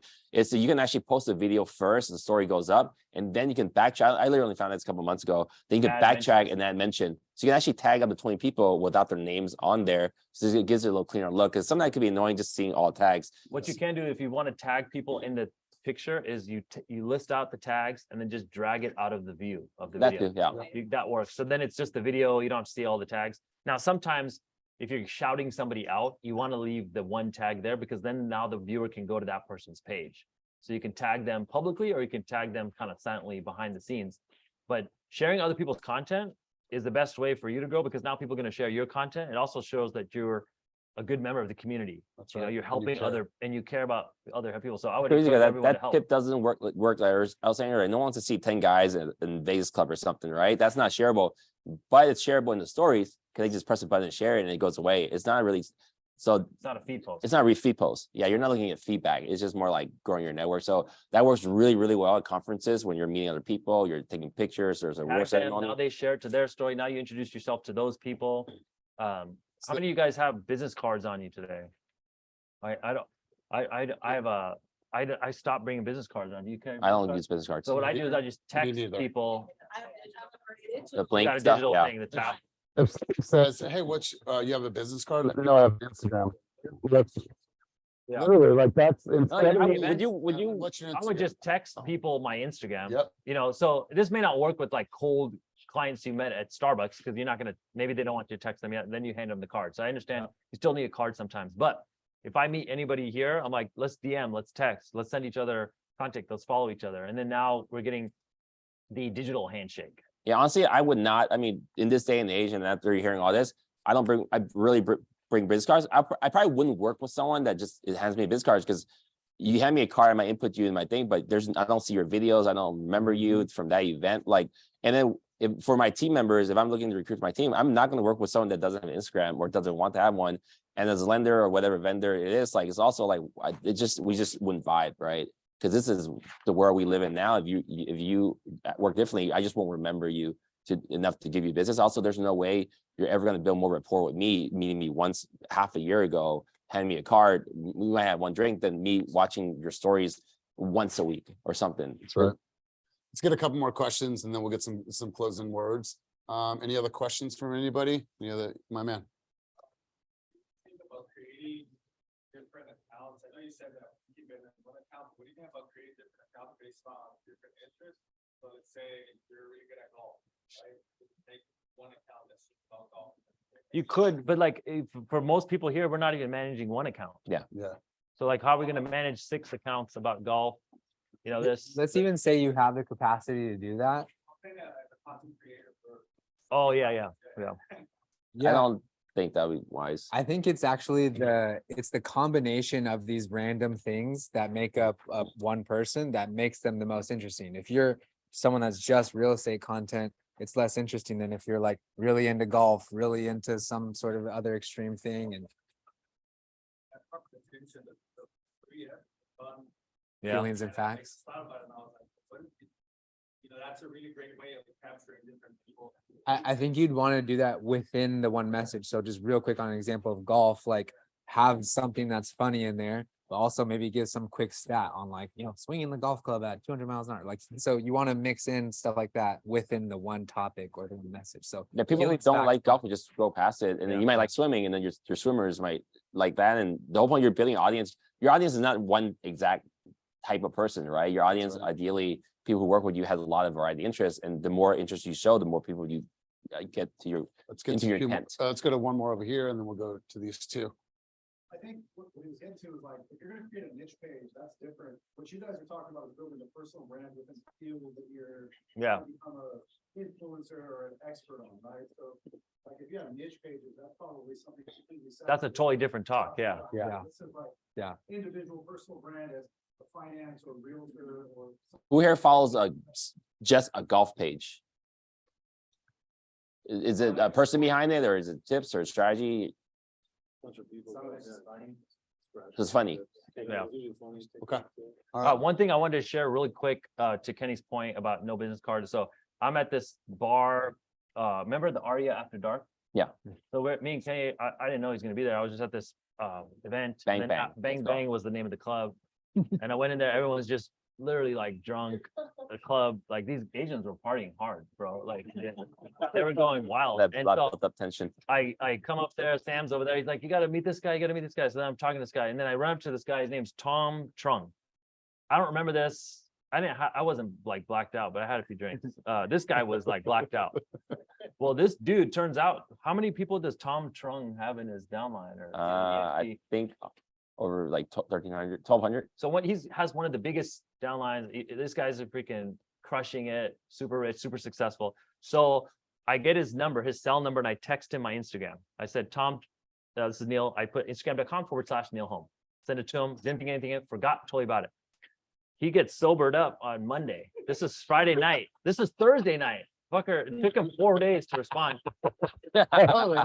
Okay, so then on Sunday night, he DMs me, hey Neel, you've got an awesome IG. Nice to meet you. How are you involved? And so now we're starting a conversation. We jumped on a call. I'm gonna do a training for all these 1,300 freaking agents. Love this. I guarantee you, if I gave him my business card when we were both, having, bro, there's no, ain't calling me. So make one strong digital presence. Even these digital cards you guys talked about, they got your links to like this. It's confusion. Yeah, So, add like, people right then and where am I there. strong? Where am I strongest? My Instagram page is my strongest. I'm just gonna text you the link to my Instagram. Perfect. That's it. And then now you're gonna be like, yo, this is dope. Let's get 2 more questions. One in the back, Hector. Yeah, I just did that today, first time. You can go to advanced options when you're posting a reel, and you could schedule it for tomorrow, later this week. So now, like one night, you could sit there and schedule all your reels for the whole week. Problem is, when I did this, there's an option to post the reel. One of the options says also share to Facebook reels. If you do the scheduling, it won't let you it won't let you automatically share. It might be just a glitch right now. It'll go away later. But I tried it today and it worked. I did the post this morning. I scheduled it last night because I knew I'd be busy today. So in essence, you had talked about different content, maybe keeping it on one account, just basically share a melting pot of content of your life. And stories, yeah. Story. Probably an 80-20 ratio. I mean, I actually did a poll with like 100 different agents that voted just yesterday, and most people want to see closer to like 60-40, 70-30. So a little more personal than I would have even guessed or even prefer myself. But I do think a majority should still map to the business outcomes and the clients that you're trying to speak. So by a show of hands, how many people are going to leave here, sit in their car, drive home, and do absolutely nothing with what they learned in this room today? Please raise your hand if that is you. Well, one thing about stories too, people don't talk about is opt-in. You can post 100. I post 100 stories sometimes, and my viewer count might drop to like 400 or 500. And then on good days, when I post less 20 times a day, I might get like 900. So it's a like they actually have to choose to watch your stuff, and you can build your, you obviously you have a lot of consumers, but your actual client base, the person you want to work with, that wants to work with you, they want to see your stuff. And people who don't want to watch your stuff, they just skip over. So why not post more And things? they go away and then they come back later. Yeah. Like it's an ongoing thing. Yeah. So we want to challenge everybody to leave here. Obviously, no one raised their hand. Thank you. But we want to encourage everybody, implore you, motivate you, inspire you, push you to go out and just create today. Go home and be like, what did you learn from today? What are 3 things that you took away from this session that are going to help you build your business and give you more reach to other people? How's your voice going to be known in 2023? How do you want to show up in the world? Right? You guys have an opportunity. These are some great presenters. Look at the people that you've made some great connections with in this room. Share that with the world. And it's okay. We all started somewhere. There was a time where Neel had no followers. There was a time that Kenny had no followers. There was a time that Conor had no followers. But look what they've done through consistency. So it doesn't have to be perfect. Don't do it for the vanity. Get your message out there. Gentlemen, any closing words before we close out the session? I'll just start with like Elias was saying, take action, be about the action, learn by doing. Just start somewhere with the messy, action right now, but go forward. Mine's just, make a group effort, tag people, work together, like create content. If you're shy, go get a friend that's not shy in the office that is really loud, but maybe doesn't understand this stuff that we didn't get to learn today, and just combine. Like, have my content earlier before it was like mostly talking about the industry. I just make fun of people all the time. Like, look at this person is doing something stupid. Look, and it's usually funny, right? But it's not like this person is stupid. It's like we're doing something stupid. So you take yourself less seriously, and you're going to get way more people following you. Yeah, and one thing I didn't get into in today's talk, I did yesterday's talk, was the home tour videos. So if you guys are on the real estate side, show more real estate. People love looking at properties. It's something that, Kenny just said, hey, some of the content could be considered boring or the same thing over and over. Well, showing the nicest homes in your market is never boring. People don't even have to be in the market to want to watch that content. So if you're not comfortable doing talking head or looking at this, just put the product on the other side. The product is a really cool thing, these houses. And even if you don't have the listing, just go to the model homes, go to other people who have great listings and be like, hey, do you mind if I make a video on social about your listing? They're going to say yes. They love more traffic to them, more exposure for that listing. It's great. So it's a win-win. I would say to do that. And then just, if you're uncomfortable being on camera, show what's on the other side and just start posting something, and tag some of us, and we'll reshare it, and let's help each other out. Like, help each other out in this room. Like, tag the people here so we can all help each other grow. I wouldn't even show like Warsaw, because in like the middle part of my career, when I was working mostly with buyers, like when I go see a home, because right now you show a home, like, great, but what if you actually talk about what marble it was? Hey, this paint color is in this year. These silver polish pools are getting outside. This gold is in. So you actually talk. You treat your audience like the client. Like, I used to love. It sounds like going to basements and showing, hey, this is anchor bolts, this is knob to wiring and all that. Like, that's not something most agents would talk about, but it shows that you're actually dropping knowledge while you're showing it. So home tours are cool. It definitely will get you a lot of eyeballs on that, but to build more trust, if you actually look deeper about the property, like, hey, this section 1 item is like this. These staircases are prone to having a high report, but they'll last for 20 years. Like, oh wow, this person actually knows their product, not just like, I look at these fancy homes, which could work for a lot of people. If you have both of that combined, then you're the expert and you're out there. If you walk up to a house and it's got a boldly painted front door, like it's a red door. So you walk up, you show the door, like, here's a red door, and it's really looks it's a really striking piece of art or something right when you walk in the house.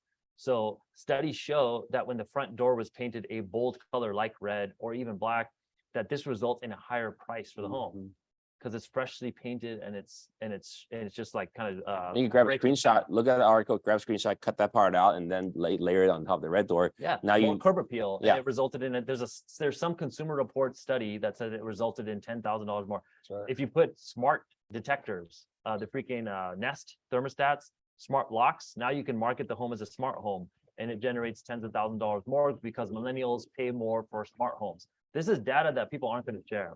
I made that video, it went semi-viral for me. I said, here's how you make your home a smart home and generate tens of thousands of dollars more. Put in smart locks and smart detectors. I got some real estate agents trolling me in the thing. They're like, bro, that doesn't really work. And then I gave them the link. There's a Consumer Reports article that says this. So I wasn't bullshitting them. So, look at this stuff and figure out ways you can create. Just try and get more creative with it. It doesn't necessarily have to be you talking. It can be you sharing a quick article. And that was one example that did really well. Love it. So just want to say thank you guys all for your time. If you guys are interested in following agents that are really living in creativity, follow the Fast Agents. That's our team. So you guys maybe get some inspiration, some thoughts on what to do, how to create people just like you that are newer, experienced, but kind of give you a glimpse of how to keep it fresh, how to keep it original. So let's do this. Let's give a giant round of applause for these gentlemen. Looking forward to seeing all of you guys' videos. And so thank you for coming. And if you found value in this, we appreciate you being here. We're going to throw more events like this impromptu. We'll probably put something on the schedule before we leave here tonight. So thank you guys and have a wonderful day. Thanks, bro. Let me get a picture too. Hey, thanks, bro. Really good meeting you, man. Oh, Yeah, yeah. thank you, man. Oh, your name came up today. Oh, yeah, well, Oh, I know. the guy Okay, is- never mind. Thanks for coming out. Yeah. Yeah. Tag me on reels or you guys. All right, patient. Well, no, All right, nice to meet you. Okay. Now watch that. Watch that. There you go. I like it. Yeah, he's a- Thank you. Yep. Yeah. Yeah, man. Yeah. Yeah. Kenny underscore Next year, fast. Yeah. Yeah, family. You're right. Yeah. Yeah. Yeah, good. You guys are lenders, right? Yeah, That- we're for American Financial Network. Cool. These are the guys. Cool, cool. The future. Lenders are